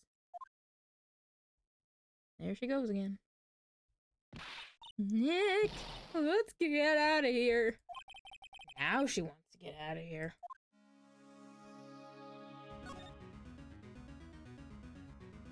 Okay, so there's a lot to look at that's really got me catching my attention. I'm gonna start here at this weird paper on the bookshelf. Let's see. This round doll thing is called a Daruma, I think. Yeah, it's what Darumaka's based off of. I figured I'd read a book or two and be more cultured, in case you were wondering. You mean you aren't making stuff up for a change? Heh, I bet you also didn't know that no matter what, he'll always write himself. Go on, Nick. Give him a good shove. Only if I feel like dying. Now this yellow thing, this is a Japanese chess piece. I think it's a king? Not that I'm an expert or anything. I'm more of a reversey person, you know. Assuming she knows what she's talking about, these aren't exactly your typical mobster wannabe items. Not trophies, are they? Hey, there's a piece of paper sticking out from under here. What is it? A repair bill. Looks like he did some repair work on his car. Does he even have one? I mean, if we're talking about the tiger, then probably not. I mean, he probably just still has the fucking scooter that we walked by before. Assuming I'm remembering, right? Anyway. $15,000 to replace a bumper and a light? That's insane! The car is registered to the Cadaverinis? Huh? That's not even the tiger's car? Why would someone else's repair bill be in the tiger's office? I was gonna say, probably because he paid it. Paid by Tigre to the Cadaverini. Huh. I guess Mr. Loan Shark Man has his own loans and stuff to deal with. Interesting. Let's see. Got a CD. There's a CD player on the desk, but the desk is so loud it's a wonder you can hear it. The lid's open. I wonder what kind of music the tiger's into. Have you finished the coffee? Ah! Yes, thanks. It was lovely. So, you drank it all?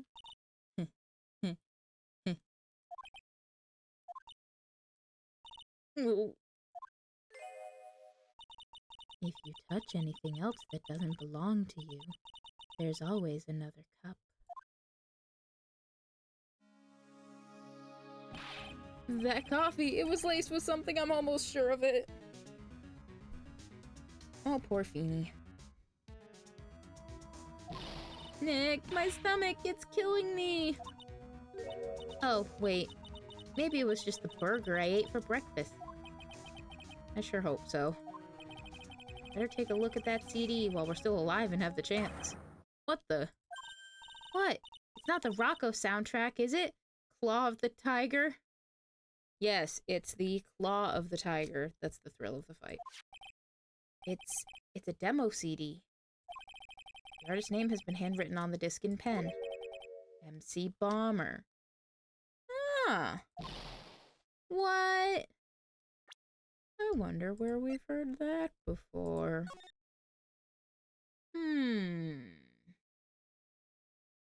Anyway. This must be the CD Maggie told us about. Let's listen to it. I bet it's heavy metal. No way. That woman will make us drink more coffee if we do. Found at Tender Lender, a sample disc with the name written in marker. Okay, well that's good. Let's look at all this shit on the floor. Oh no, someone's dropped the ashtray on the floor. It's gonna be a nightmare to clean up. Yeah, it's all over the rug and everything. I accidentally knocked over a really big space heater once. Cleaning up was such a pain. It was one of those super antiques where you have to burn a ton of charcoal. How did she manage to knock one of those over? Aren't they supposed to be super heavy? Oh hey! There's a book of matches here. Matches, huh? Places don't give those out much nowadays. Hey, wait a second. What is it? Look what's printed on the cover. It says Très Bien. Très Bien matches added to the court record. Matches used for advertising. Found lying in Tender Lender. These matches could come in handy. We might be able to use them. Yeah! Pilot light for the office boiler keeps going out. Swing and a miss, Maya. Swing and a miss. Okay, now the obvious. Look at that badge. Hey, look at this Parisian-style coat. It's so chic. Looks more like a pimp coat to me. Guess I haven't got an eye for fashion. Hey, look at this. This suit is the same color as the one you wear, Nick. Same color as my suit. Ah! Keep your voice down, Maya. Nick, gotta take a look at this. Some cake. Ah! I'll just leave it here for you. Yeah, sure. Thanks. Just wait here quietly. Otherwise... Sure! Did you hear that, Nick? Wait quietly, she said. Yeah, sure. I have my eye on you, only so I can take care of you. Understand?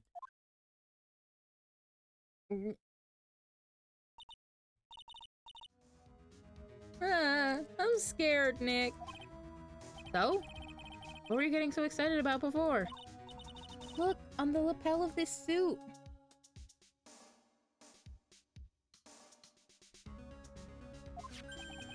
That's an attorney's badge. The tiger a lawyer? No way, look at this thing. It's made of paper. Paper badge added to the court record. Found at tender lender. Made of cardboard and painted to look authentic. Or I got fooled by a fucking cardboard badge. I hate it. I hate it here.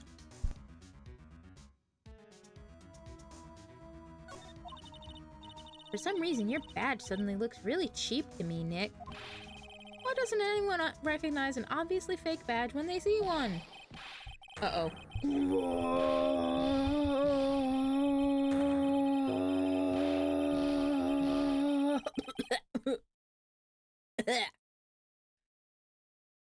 Well, there he is.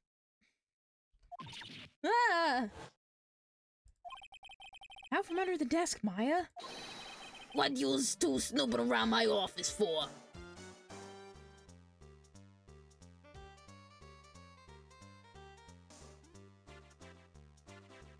Let me take a sip to recover from that, because Jesus Christ.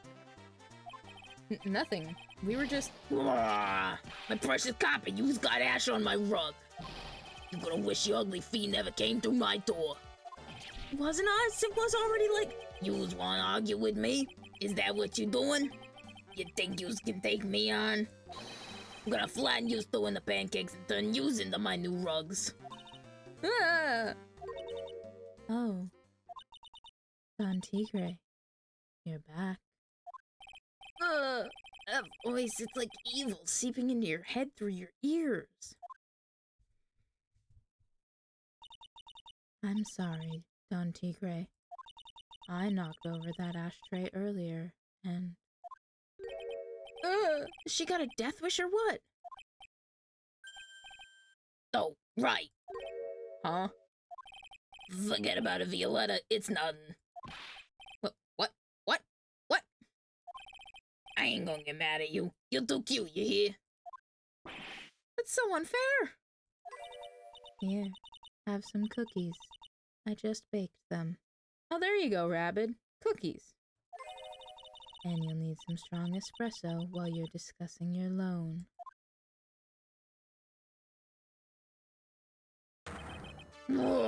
Phoenix, right? Yes? You's either crazy or just plain stupid to chase after me. I worked so hard, but now you's gotta come and mess up my plan. So it was him. He's my phony. But I don't care. No one gets in my way. What? I mean, excuse me? You should have left the little girl at home, right? I have a few things I want to ask. No questions. This is the last time we meet.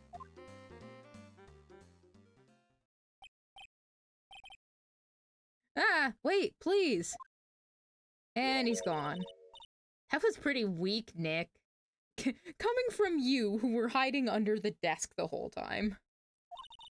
You waited until he was out of earshot before you shouted after him. Like, you're one to talk. I didn't hear you scream, hold it, either. That New York accent. Lamau. Silver was born on a lake in New York City. Sure. The espresso. Ah! And cookies. This woman is definitely not good for my heart. Now, what was it the tiger called her? Violetta?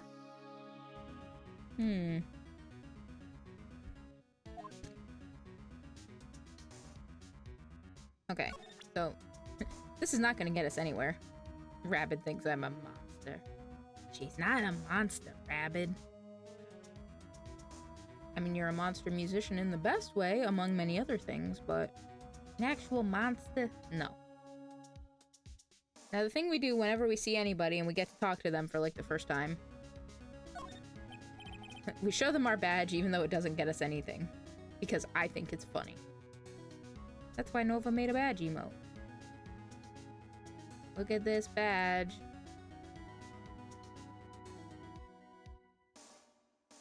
Ever watch Lake Placid? That's Silver. I don't think so. More coffee? You must have more. No, thanks. I've had enough. Really. I'm so thirsty. I don't leave the office. Can't tell you about anything except on Tigre. I ain't Placid.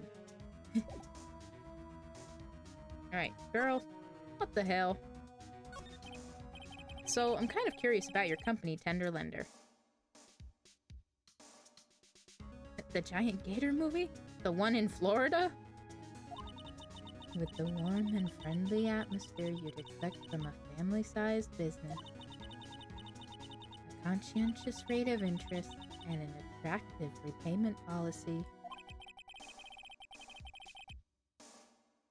Why do I get the feeling the sentence is not going to end well? We will tenderly lend you that little bit extra. You're a tender lender. Hey, Nick. Things are a bit tight for Wright & Co. at the moment, aren't they? Yes, but I'm not taking a loan from this place. He thinks I ate Betty White. I don't think that's how that worked. Love the badge. Thank you. Like I said, Nova drew that emote. They drew, like... Not even like, they drew all of my emotes.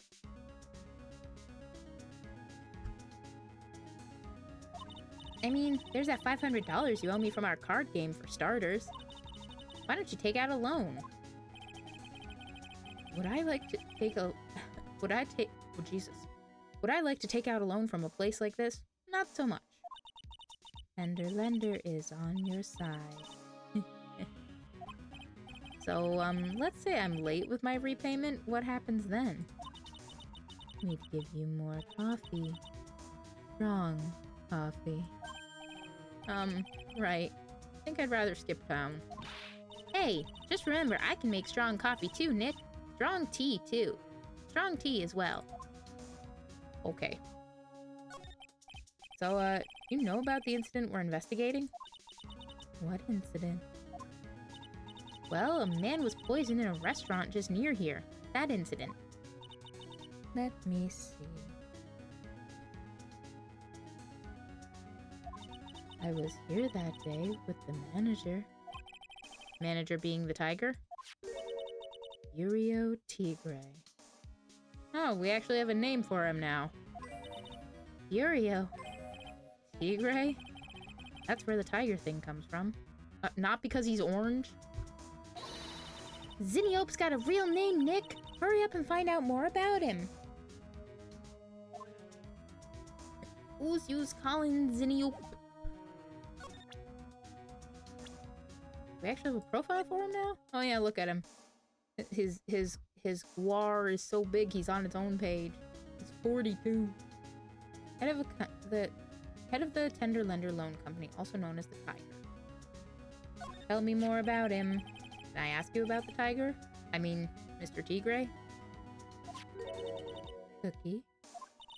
Sure? How do you like my cookies? I baked them myself. Go ahead, Nick. The honor's all yours. No, ladies first, Maya. No matter how I look at this, I just don't get it. What are the tiger and this scary girl doing working together? We are lovers. It's not exactly coming across in your tone of voice. And I owe Don Tigre my life.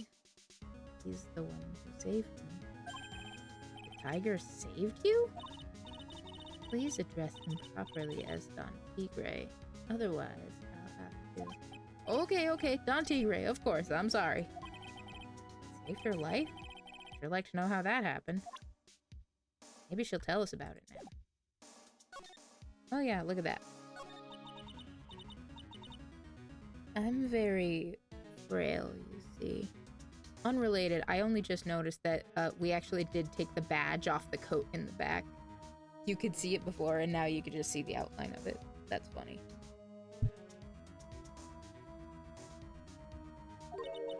Just recently, I died once. You just died? About 4 months ago. The doctors said to abandon all hope. Guess they were expecting her to take a boat ride across the river Styx. But Don Tigre, he saved me. He gave up everything. Everything? When I found out what he had done for me, I was happy. No offense, but I'm finding that a little hard to believe. I decided I'd pay him back with my life by serving him coffee and espresso. Still wonder about what's in her coffee. So is that why you've got that bandage around your head?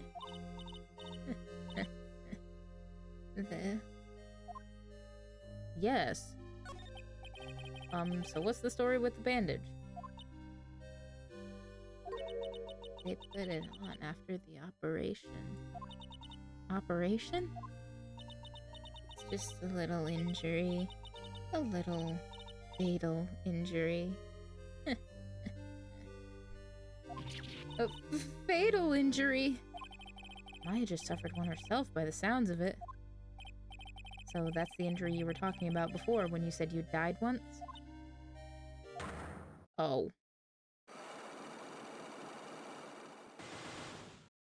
Or Cyclops. She really creeps me out, Nick. Same here. We've got to find out the truth. Well, I'm certain we don't have whatever we may need. So we're probably gonna have to come back. Let's get out of here. Back at the park. January 7th, Vitamin Square. There he is! Old Seedy's back feeding the pigeons again. Oh man.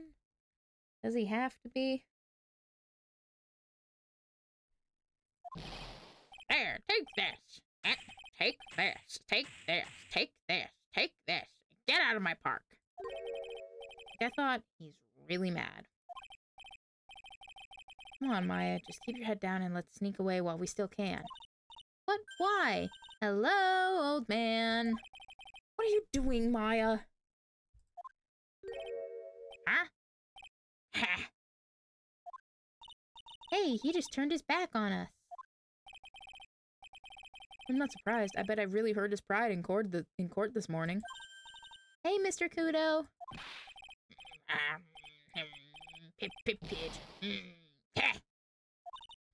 Look, we really need to talk to you, all right?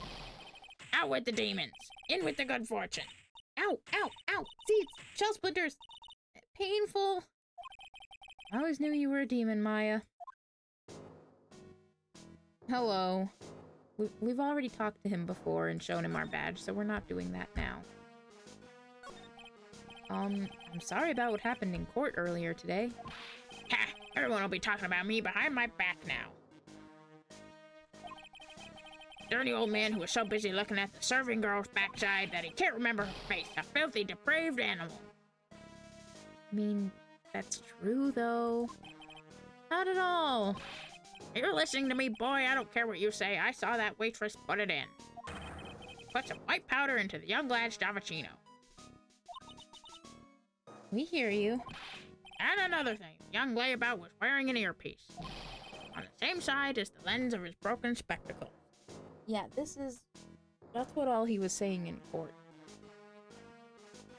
And there's just so much that doesn't add up. We're really sorry. So I made a little mistake about the face. So what? I know what I saw. I tell you, I tell you, I tell you. Okay, take it easy, please, Mr. Kudo. Don't tell me to take it easy, you spiky-haired brat. Take that. Okay. You said you were a craftsman, right? Modern world casts honest craftsmen like me aside in droves.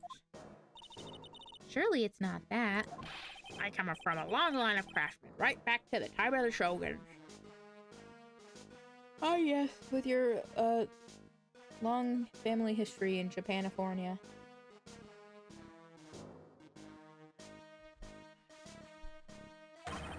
You hear me? I didn't become an embroiderer. I was born one. Actually, I'm kind of in the same situation myself. I wanted to stick my fingers up that dribbling old judge's nose. And scream right down his ear hole. Objection!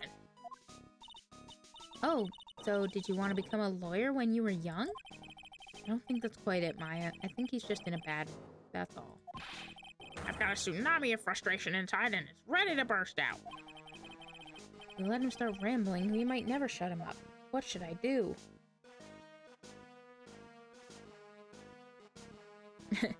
Maybe if we just let him go, he'll say something actually useful for once. Guess I better let him talk. So there's not much call for craftsmen these days, then? Of course not, you idiot. All I'm good for nowadays is running errands. Errands? Everyone takes advantage of the elderly. Buy some bread, Gramps. Take the dog for a walk, Granddad. Feed the pigeons, old man. What am I, some sort of 2-bit community handyman? Well... Buy some bread. Now that I can understand. What's the point of feeding some seedy pigeon? Why don't people say what they mean? Get lost, that's what they're trying to say. Oh yes, I'm just an inconvenience, you see. At home, at that restaurant, I just get in the way, don't I? I'm sure you don't. Wait a minute. What did he just say? At home and at that restaurant? Hold up, by restaurant, are you talking about Trebien? Did you get asked to run an errand there, too? Yes, I did. The very day that young brat was poisoned. What? So on the day of the incident, what were you asked to do? Glad you asked, boy, because I'll tell you what I was asked to do. All of a sudden, that young lad slumped over the table. The serving girl collapsed, and we went to an ad break. We'll be right back. Knowing this voice is gonna drive my throat right down the crapper. Ah.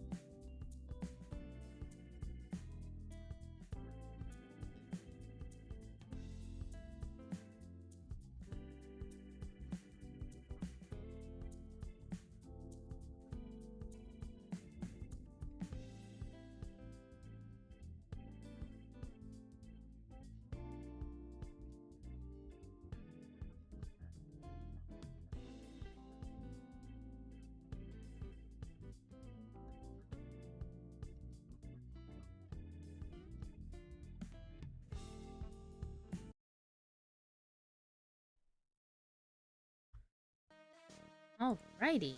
Should be back. I know I just took like 3 drinks, but I'm gonna take another one.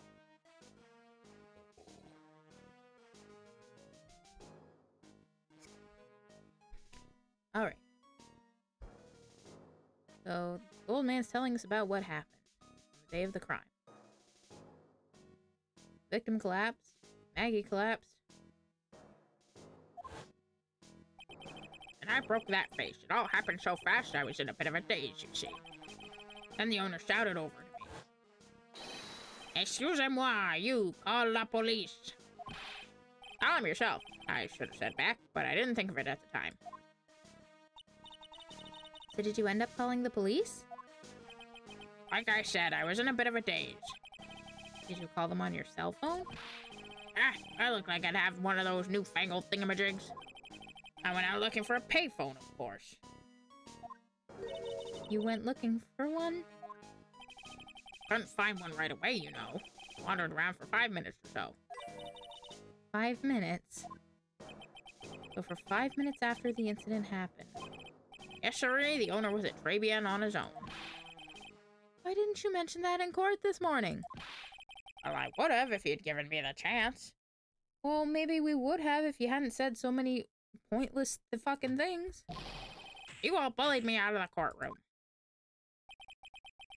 Thank you, Mr. Kudo. You certainly earned your kudos for today. Hey, wait a minute. If that's the case, there's more. I've got more to say. Oh, yes, I remember something else. Bailiff, escort the witness out of the courtroom. It's not my fault. You're the ones to blame. Could have at least told us before we got to court. Is it really that important that Mr. Kudo was the one who called the police? What's important is the unaccounted time before the police arrived.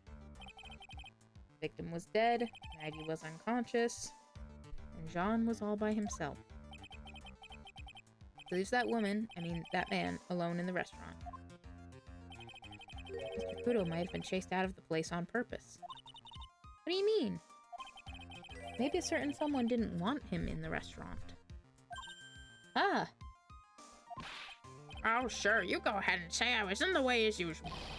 Suppose I should have been getting myself covered in pigeon poop instead, I need to get more details about what exactly happened. From Maggie and from Mr. Armstrong. Alright, let's get out of here. Thank you, old man. Let's go to the restaurant first.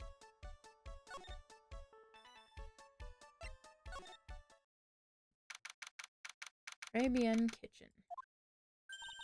Looks like Mr. Armstrong's out again. The place is open for business. Can't have an open restaurant without a chef. Hey, it's not my fault, Nick. Don't take it out on me. Only a couple of minutes after the incident happened, Mr. Kudo left the scene, leaving Mr. Armstrong here alone. Missing when we need to talk to him the most. Maybe he's trying to avoid us on purpose? I wanted to check something real quick. We've got a lot of evidence now.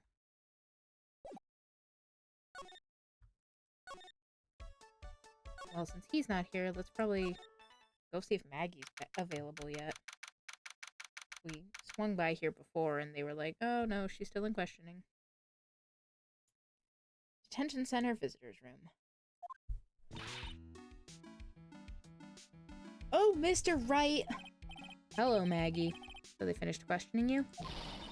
Wasn't it just unbelievable in court today, sir? I'm going to stay up all night and blog about everything that happened. Weren't you scared? It was pretty touch and go in there. Yeah, but you totally nailed that old man. No, thank you.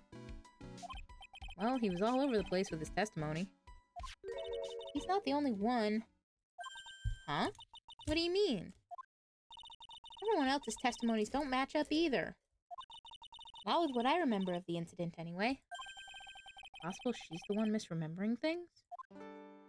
Phoenix, that's no way to believe in your client. Maggie, you know how you said that everyone else provided testimony that doesn't match up with what you remember? Yep, there are just so many things that don't seem to add up. The big contradiction is the other guy I saw at the victim's table.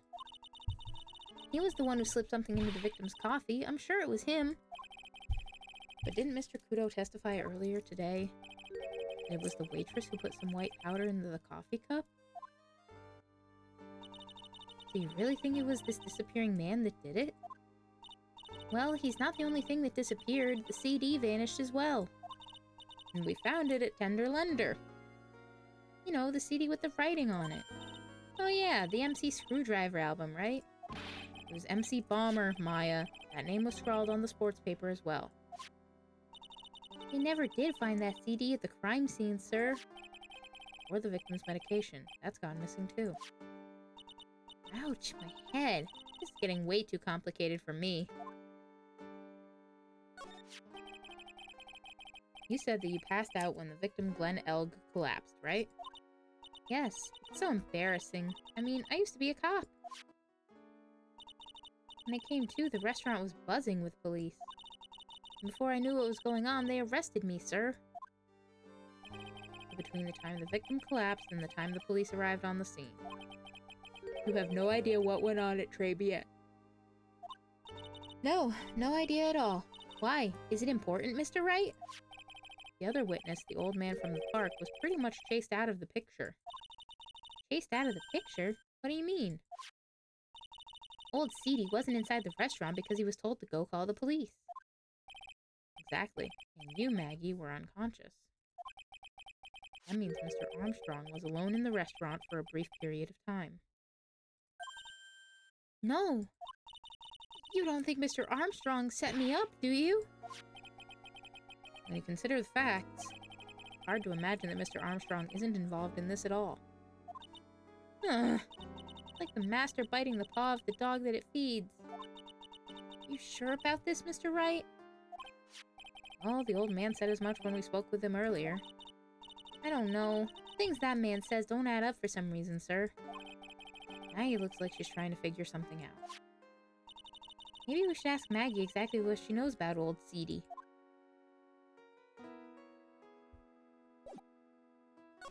It's usually what they say when they want us to show a profile, so tell me about him. I feel much better after the trial this morning. I've been a bit of a courtroom proceedings addict for years now. Feels like forever since I saw a witness as slippery as that old man. He's not really that bad of an old man, though. Still, I feel a bit uneasy. Huh? I thought you just said you felt much better. Maggie, if there's something on your mind, you've got to tell us. Especially if it has anything to do with Mr. Kudo or his testimony. Roger, I'll spill it all and see what you make of it. There we go. Is there anything about Mr. Kudo's testimony that stood out as odd to you? Actually, yes. The fact that he was even testifying to begin with doesn't quite what? Well, when I took the coffee over to the victim's table, it's true there was another customer in the restaurant. Now we know that already. It was Victor Kudo. But I can't really say it was an old man. Okay then, how about calling him a really old middle-aged man? No, age isn't the issue. The other customer was a woman. A woman? Are you sure, Maggie? Well, I'm not 100% sure, but I think so. So what did this woman look like? She was sort of creepy. She had a kind of cackling laugh. Creepy? Cackling? Why do I get the feeling I've come across a woman like that recently? Well, before we go, we've got one more thing. Have a lunchbox. Oh yeah, I got something you're going to love. Really? What is it? A lunchbox, just for you. Here. Wow, a lunchbox! Weenies, too! I can't believe it. Thank you, sir. Did you make this just for me, Mr. Wright? Nah, it was Detective Gumshoe. Who else would make such a nice lunchbox for you? Detective Gumshoe? He's really worried about you. like you put a lot of effort into making this, too. Can't accept it. Attention center rules. No gifts allowed, sir. Hey, come on, Maggie. Don't be like that. The rules are the rules. They'll lock you up if you break them. Somehow, when an ex-cop turned waitress says that, it seems a whole lot scarier. And anyway, I hate weenies. Oh, really? It's all yours, Maya. You can enjoy it with Mr. Wright. But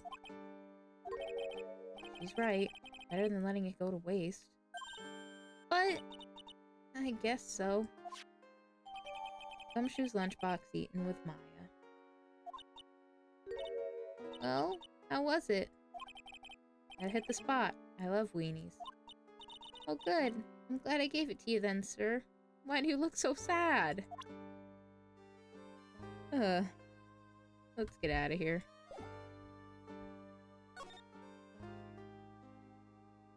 Well,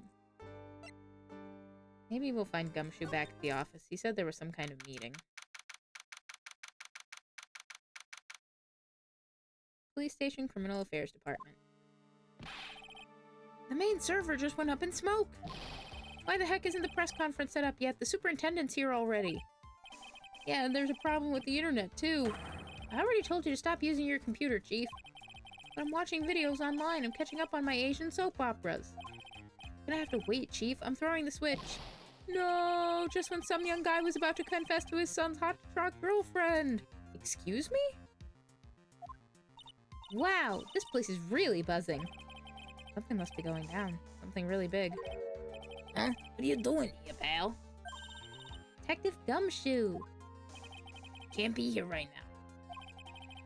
Roped into the briefing if you stay. Huh? Got big problems here today. Why? What's going on? A virus. A virus. A virus? There's a virus ripping through the precinct's computer system. Really needed to ask you some questions.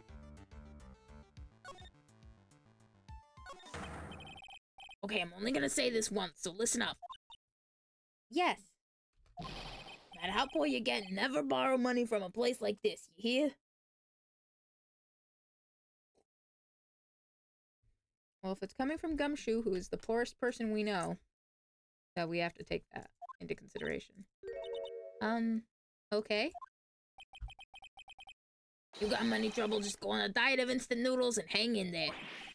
We're not thinking about borrowing money, Detective. We want information. Oh, is that all? Well, let's see. Pendle lender is considered to be even fishier than the average illegal loan shark. And it seems it ran into trouble just recently. Those guys have been pretty heavy-handed calling in all their debts. Really? Don't go poking your nose around in their business, pal. They'll really regret it if you upset that lady. Alright, I get the picture. Hey, wait a minute. What did he just say? That lady? Who's this lady he's talking about, Nick? Better find out what the story is with this lady. But first, so what exactly is a computer virus, Detective Gumshoe? I don't know. What? Look, I just go with the flow, alright, pal? Here I thought detectives were supposed to be somewhat knowledgeable. What's with that face, pal? You think you know what a virus is? Well, Nick, do you? A computer virus? Sure. I mean, only in simple terms, of course. Really? Wow, you know everything, Professor Nick. Yeah, I'm gonna call you Dr. Wright from now on. Like the guy from Sim City? Hey, that sounds pretty cool. Don't you agree, Dr. Wright? Why do I get the feeling they're making fun of me? Okay, fine. I'm no expert, but I can at least explain the basics to the two of you. What's a virus? A virus is a program that gets inside a computer and causes damage. Damage? It makes the machine go boom and explode? No! The damage is, well, it's all internal. So the inside goes boom, right? Imagine all the case data you've got stored on your PCs here at the station. The virus could wipe out all that. That's the kind of damage I'm talking about. Whoa, that's scary! Yeah, and what's even more scary is that viruses are infectious. Infectious?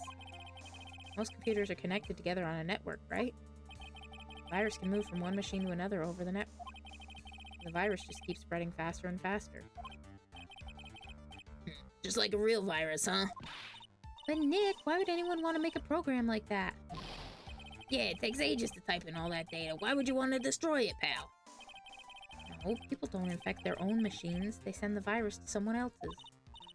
What? That's horrible. Oh, I get it. It's like you sneezed on Mr. Godot so he catches a cold.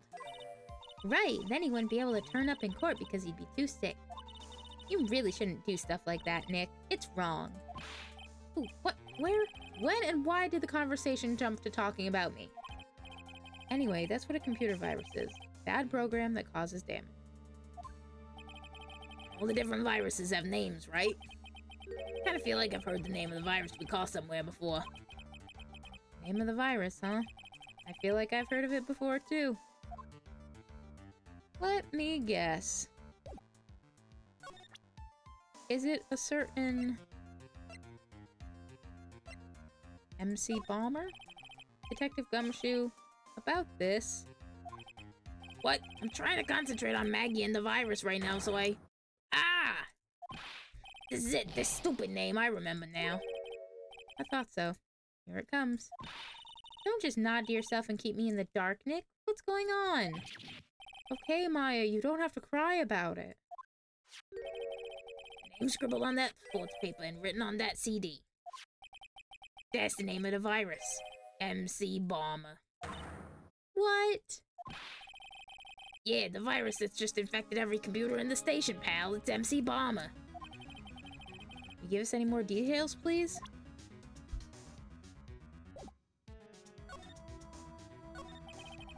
They already knew about the MC Bomber virus from a while back. A group of criminals issued a series of demands to the head honchos of law enforcement. They threatened to release the virus if their demands weren't met. Who are they? I don't know. Some hotshots from the criminal underworld would be my guess. Now the virus has been released, huh? Yeah, it's in every computer in every public office in the city. Everyone's going nuts. They're hopping around like dancing at a carnival. All this stuff with criminals and viruses, it almost feels like we're in a sci-fi movie. Apparently the programmer who made the virus was a real genius or something. Focus right now is on tracing the root of this virus on the black market. I mean, someone put this virus up for sale? Yeah, and because this one's so powerful, they're estimating its price tag was in the millions of dollars, pal. The millions? A virus can be worth that much? MC Bomber upgraded in the corporate.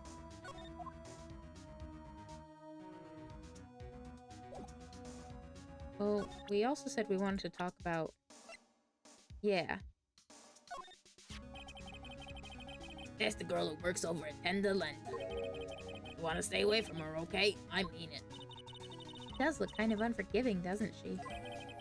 That should be the least of your worries, pal. What's that supposed to mean? Could be worse.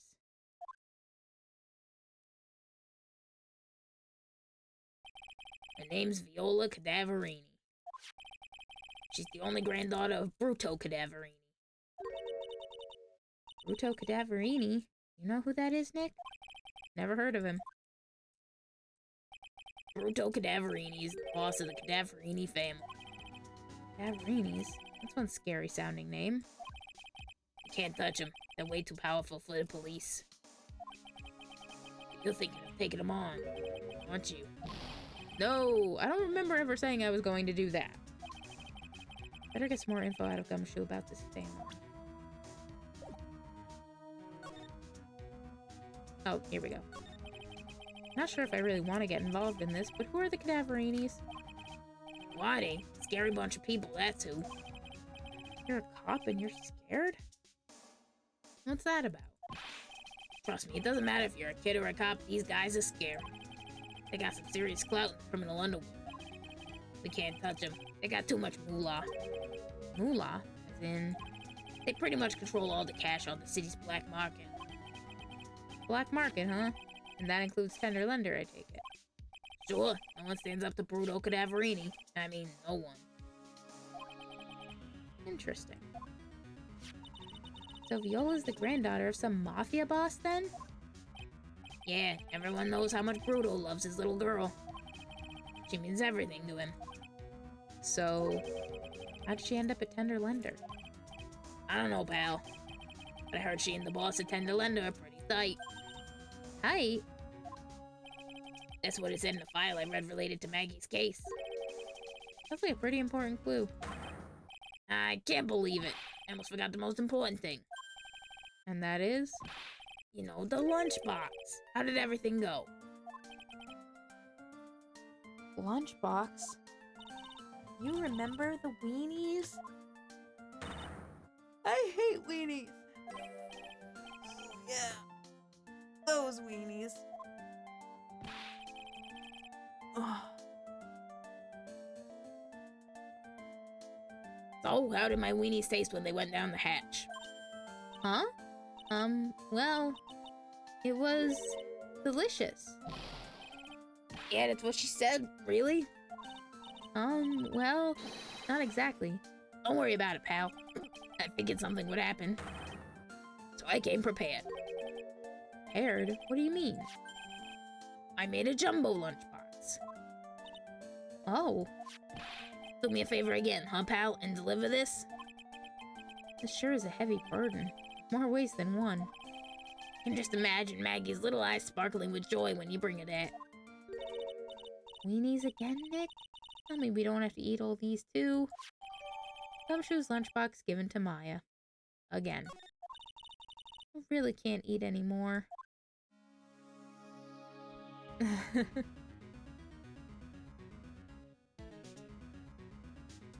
Okay, well. Let's think.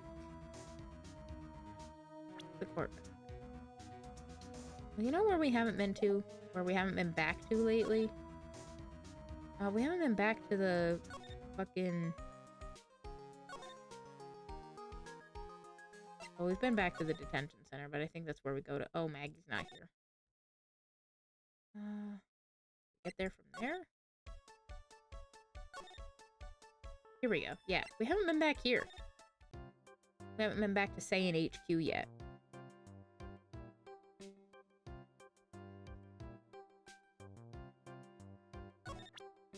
Let's see if we can actually do anything here. Worst case scenario, we just don't have anything and we have to go look somewhere else, and I'm barking up a wrong tree.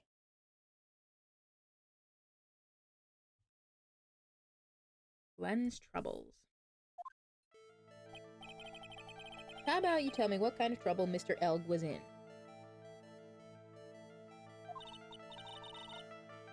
I'm sorry, sir, but we don't deal with troubleshooting here. Oh my fucking god, a lot, lady. Perhaps you'd like to speak to someone in customer service. No. What's she talking about? I guess I better just take a shot and see where it gets me. Miss Basil, let me ask you something. Did Mr. Elg's troubles have something to do with this?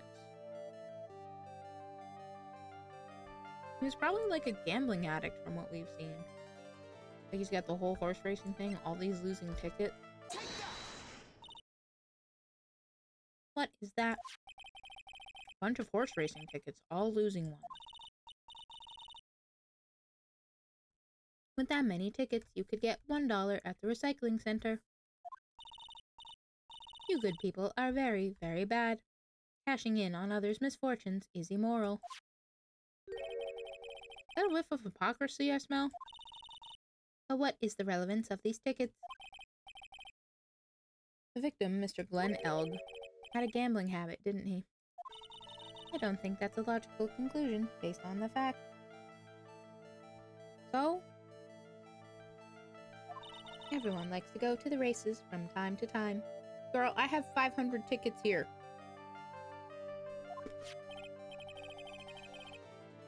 Yeah, but not everyone buys this many tickets. Anyway, I don't believe that proves anything on its own. You're right, but I'm not through yet. Mr. Elg's Jesus Christ. Mr. Elg's gambling habit wasn't restricted to horse races, was it? Oh, probably the lottery ticket? Yeah, it's the only thing that has a direct connection. Lottery, horse racing. He bought a lot of tickets and lost a lot of time. That's gotta have hurt his wallet pretty bad, don't you think? Oh, look, she's sweating. Is it actually sweat or is it like oil or something?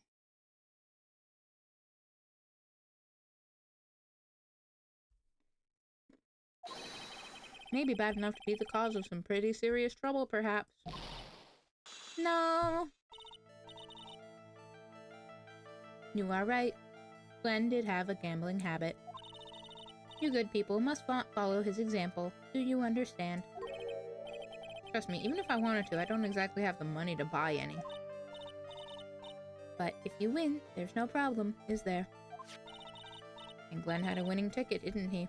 For $500,000. Yeah, but it's hard to imagine how he could have been in trouble then, isn't it? It's true that Mr. Elg won $500,000 in the end. That was his first stroke of good luck. He was in deep trouble before that. Deep trouble? What do you mean? Mr. Elg's real problem was with someone or something more terrifying and ferocious. Someone probably meaning Tigray, because he had the meeting on his calendar. Furio Tigray, the boss of a loan office called Tender Lender. Tender Lender. People with businesses should think harder before naming their offices. This coming from a lady who has her entire office named after something bad that happens to your computer. Okay. Like you're one to talk. Well, what do you think?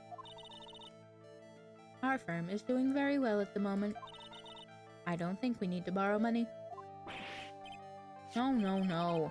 I mean about Mr. Elg.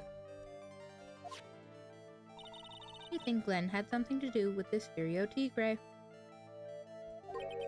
Yes. I'm sorry, I don't know of any connection between the two of them. Really? Because I've got proof that Mr. Elg and the tiger knew each other. I did not mean to do that. Holy shit. I just accidentally presented the profile again. Well, what do you think? I'm not sure. Let's ask one of the programmers. Excuse me, can you answer this man's query, please? The data the manager's system test for troubleshooting requires multi-task simulation for the sleep errors. Oh my god, active nodes can be bundled correctly according to the source code, obviously. I'm afraid that is the situation, you see. You good people follow all that. No, and I need an ad break to fucking deal with it.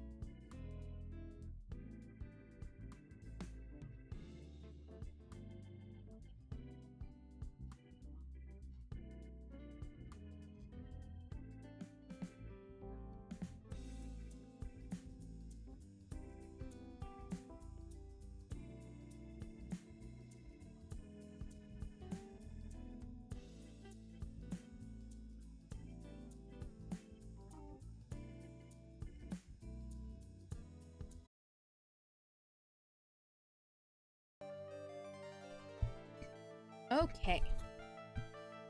Yeah, so I accidentally misclicked and now we got a wrong thing. Not even slightly. What was all that mumbo jumbo? It is exactly as my programmer explained. Guessing I picked the wrong piece of evidence there. I did. Glenn had a lot of friends, Mr. Wright. You think Glenn had something to do with the Spherio Tigre? Yes. I'm sorry, I don't know of any connection. But I've got proof that they knew each other. Okay. How about instead of accidentally hitting present again, we show her the calendar.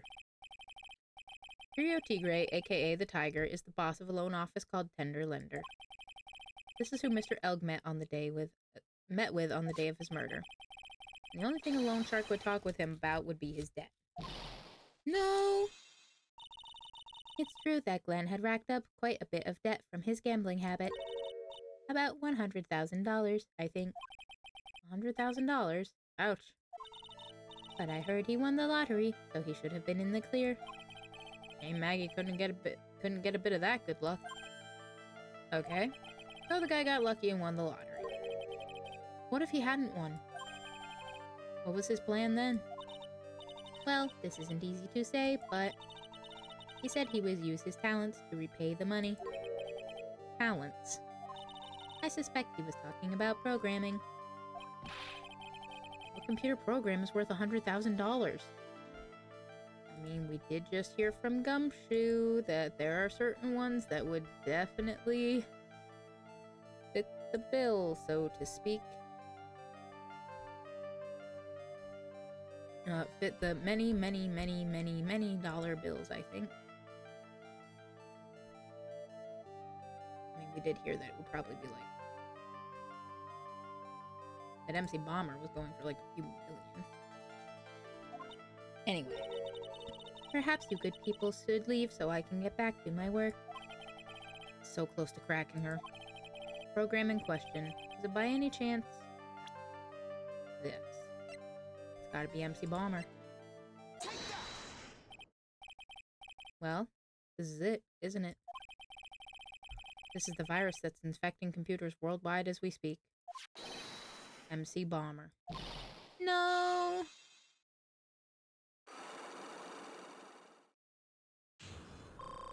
There we go. Yeah, so even though I fucked up, we got some health back. Or we got the health back.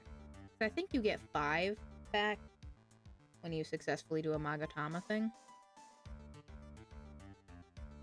Glenn's head had more processing power than any computer. But it had been infected with a gambling virus. Glenn was in too deep. You mean he was in debt? Yes, $100,000 in debt. Not an easy amount to repay. So, he said he was taking on some extra work, something a bit risky. Risky? How? Maybe he was going to become a waitress at Très Bien. Where do you come up with these ideas? So it's safe to say Mr. Elg was the creator of this virus, huh? The MC Bomber virus. Yes. It was a work of genius, in a bad sort of way, of course, but still genius. Something like that would probably fetch several $1 million on the black market. Inconceivable. Gumshoe was right for a change. This date, December 3rd, that is marked on his calendar. That was his deadline for repaying his debt. MC Bomber updated in the court record. Computer virus made by Glenn Elg, potentially worth millions of dollars. Guess we won't be needing these horse racing tickets anymore. Glenn Elg's losing horse racing tickets thrown back on the floor. Use the trash can, Nick. So there's that.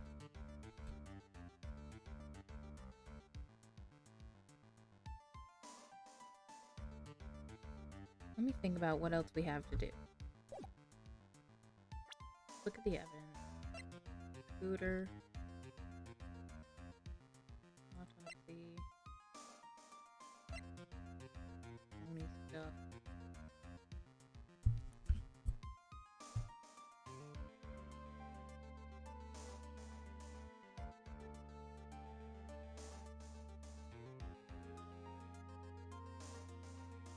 think at this point the only thing we have left to do is to try and go back to Viola and try and crack her code. No, not that.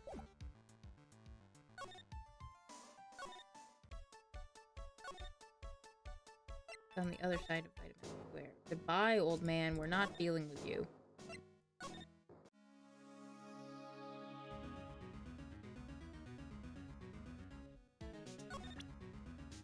I think the only thing we've got is her psychic.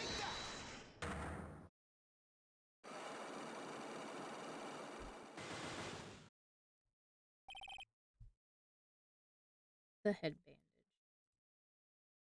Tell me about this.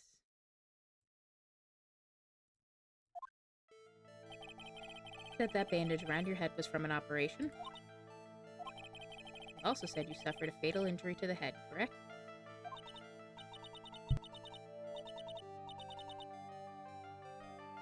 Yes, the operation was very difficult, apparently.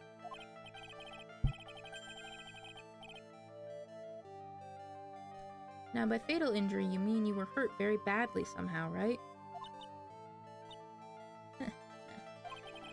The injury in question have something to do with this.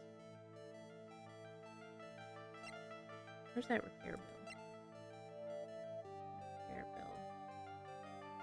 Oh, I'm right on it. What am I doing? I did not mean... Oh my fucking god. Well, yes, this totally unrelated guy's calendar. Well, not totally unrelated. God damn it. Donut? Huh? I baked them myself. Homemade donuts. Have one. What's inside? Jam and... I'm sorry, but I didn't quite catch that. Thanks, but no thanks. I think I'll pass. Yes, that was a flop. Oops. What happened to this woman for her to have such a huge bandage around her head? There must be some piece of evidence that'll prompt her to tell me what happened. I got an achievement for that. Violetta's homemade donuts get offered donuts. Jesus. That's funny. Okay, let's actually click on and show her the correct thing. She probably got hurt in this whatever accident this repair bill is from. I have here a car repair bill.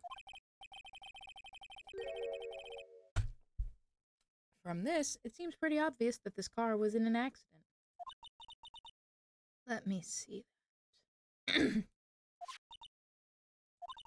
This bill is made out to the Cadaverinis. Yes, it is.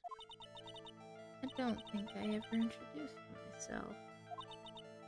Tell me, what do the Cadaverinis have to do with me? Something tells me she's not about to say hi and introduce herself. Alright then. The relationship with the Cadaverinis is very strong, and this is why. Probably her grandfather. Head of the Cadaverini family crime syndicate seems to live for his grandfather.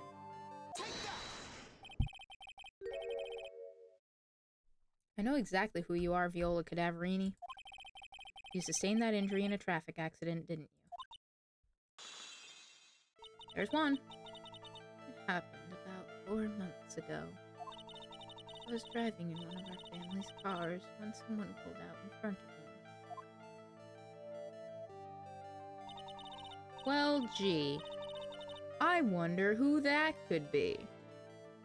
Not a certain guy with a fucked up scooter and pointy hair that we know. It was a motorbike, or something like that. I don't remember it much. Anyway, I swerved to try to avoid it, but indeed.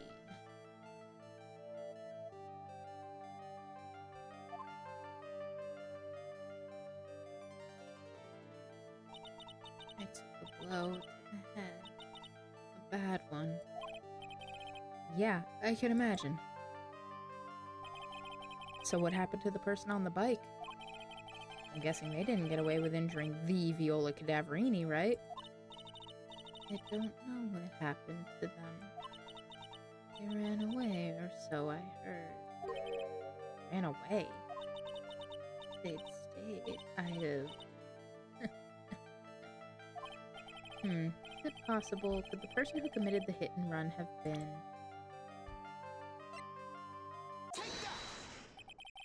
It was this man, wasn't it? He was the cause of your accident. It wasn't Don Tigre. I refuse to believe it. Oh, but she has doubts. We collided. The motorbike and my car. But Don Tigre isn't injured at all, is he? Nah, but his bike's all messed up. The tiger who caused Viola to crash. I can feel it. Yeah, the wheel guard is all smashed up. Plus, one of her locks just broke, so she must suspect it was him, too. Sorry, Miss Cadaverini. I have proof that the tiger was involved in a traffic accident on the bike. Yeah, the bike itself is all fucked up. It's not exactly a motorbike, but Mr. Tigre rides around on a scooter, doesn't he? You'll notice that the front wheel guard is badly damaged. Miss Cadaverini, you know the truth, don't you? This repair bill was paid by Furio Tigre. Cadaverinis have known for ages who caused the accident, haven't they? It's possible, perhaps. Somewhere inside me, I know that may be true. I knew it. But Don Tigre still saved my life. The operation was very complicated. It was very, very expensive. How much are we talking? Very, very, very. Seems kind of hesitant about giving me an actual figure. I should back off. Well, anyway, it was the tiger who paid for it, right? After I recovered, Don Tigre told me that he paid for the operation because he cared about me. I believed him. Really? But do you honestly believe that to be true? You want to know what I think? I think the reason he paid for the operation wasn't because of you, but someone else. Probably her grandfather. If he's the head of the biggest crime syndicate family in the whole fucking city. Like we said, you ain't getting away with messing with her. Perhaps I shouldn't be saying this, but your grandfather, Bruto Cadaverini, controls a lot of dubious cash, right? You're his beloved pride and joy. Sure, I don't know exactly how much the operation cost, but you weren't the granddaughter of Mr. Cadaverini? Do you think Mr. Tigre would have paid the money? $1 million.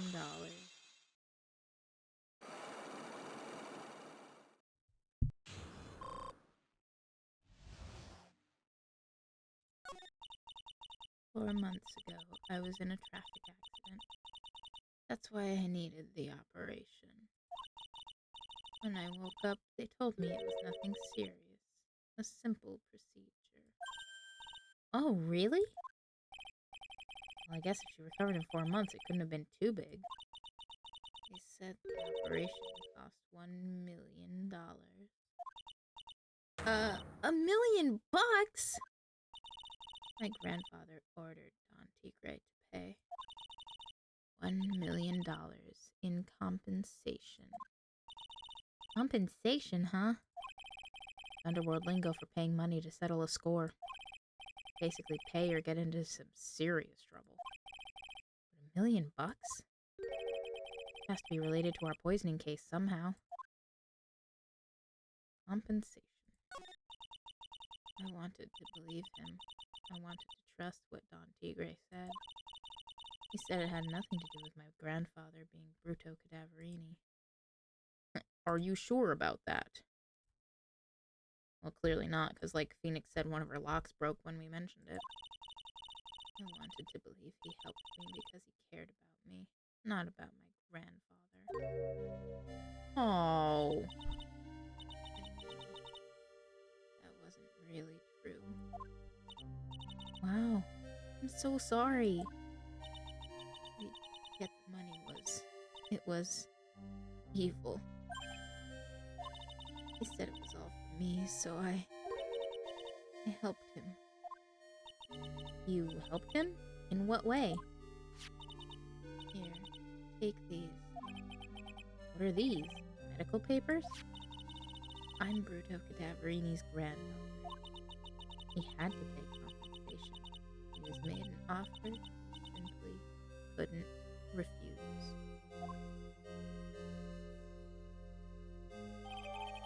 Viola's medical papers added to the court record. $1 million bill for a cranial surgery payment due last year. Wow, I feel so bad for Viola. Inexcusable. Huh? There are two things that I consider inexcusable. Poisoning and betrayal. Oh gee, I wonder why.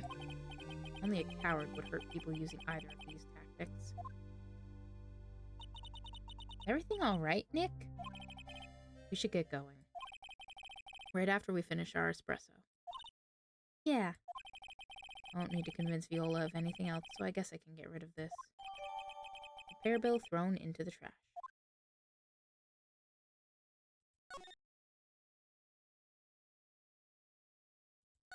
Nothing else to do here. Goodbye, old man. Oh, here we go. I was just gonna go back to the office to see if Maya had anything else to say. Bonjour, I have been waiting for you to be returned. Mr. Armstrong. Good timing. I was hoping to find you here. We'd like to ask you a few questions. Well, he hasn't got anything to say to yous, fellas. It's Zinio. Who you calling Zinioop?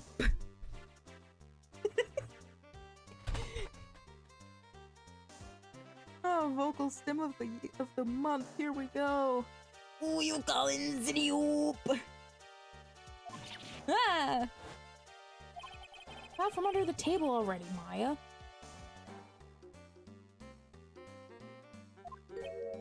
Okay, hand it over. What? Yous wanna play games with me? I don't recommend that. The medical papers, now. Uh-oh. He wants Viola Cadaverini's papers back. You mean this? The $1 million medical papers? Miss Cadaverini trusted you. That's why she said that she helped you. Forget about it. That girl's dumber than an eggplant.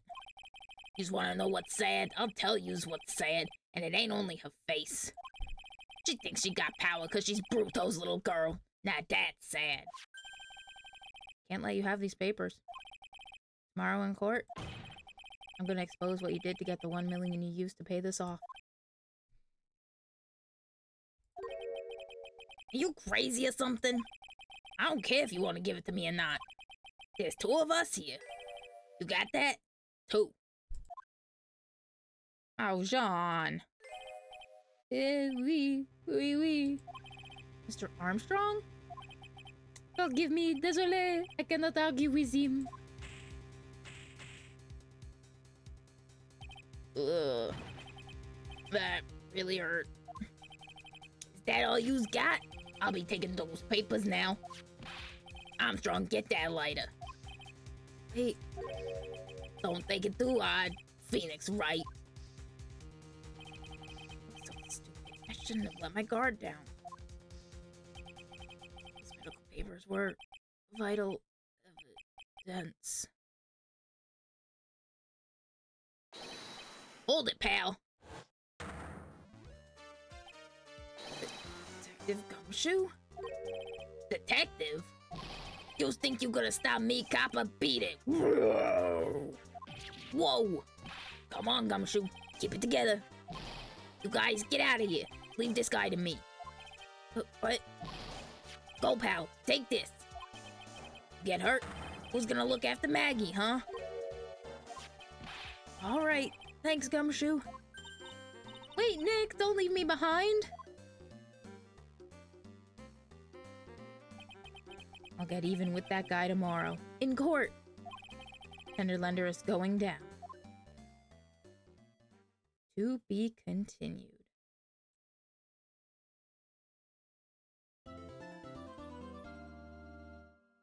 Whew.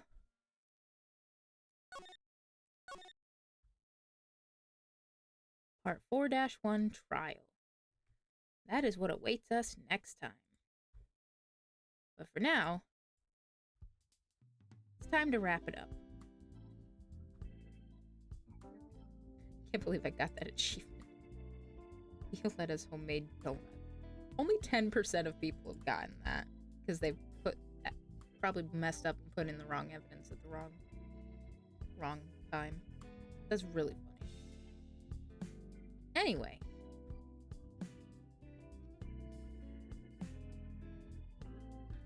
Let's go see where we're gonna go tonight.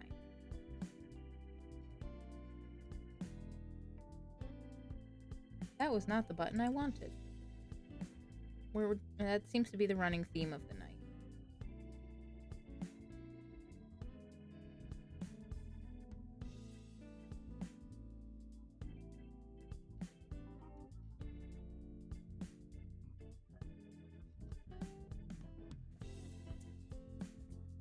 You know what? I think I know exactly where we're gonna go. Let me just check something real quick.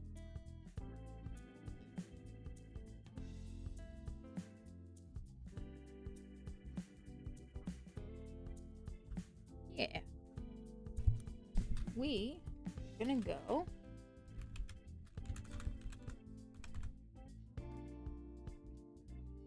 We're gonna go raid Penelope.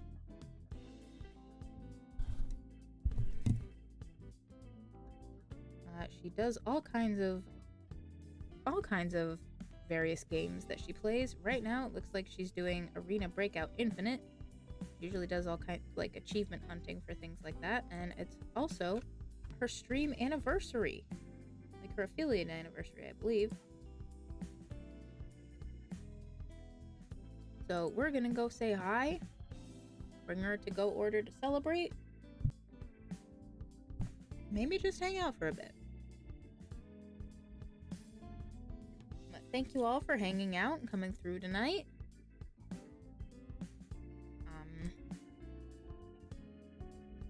Really, I got nothing. Thank you to Silver if you're still here again for the raid. I posted about it on my socials. That I frankly have not been up to streaming much of anything other than Ace Attorney lately, so we're gonna stick with those on the regular days, and Tuesday, Wednesdays are just sort of up in the air as to whether or not I'll want to do anything. But I will always post about it to keep y'all updated as to what we're doing. So until next time, eat good food, get some rest, drink plenty of water, take your meds, and just take care.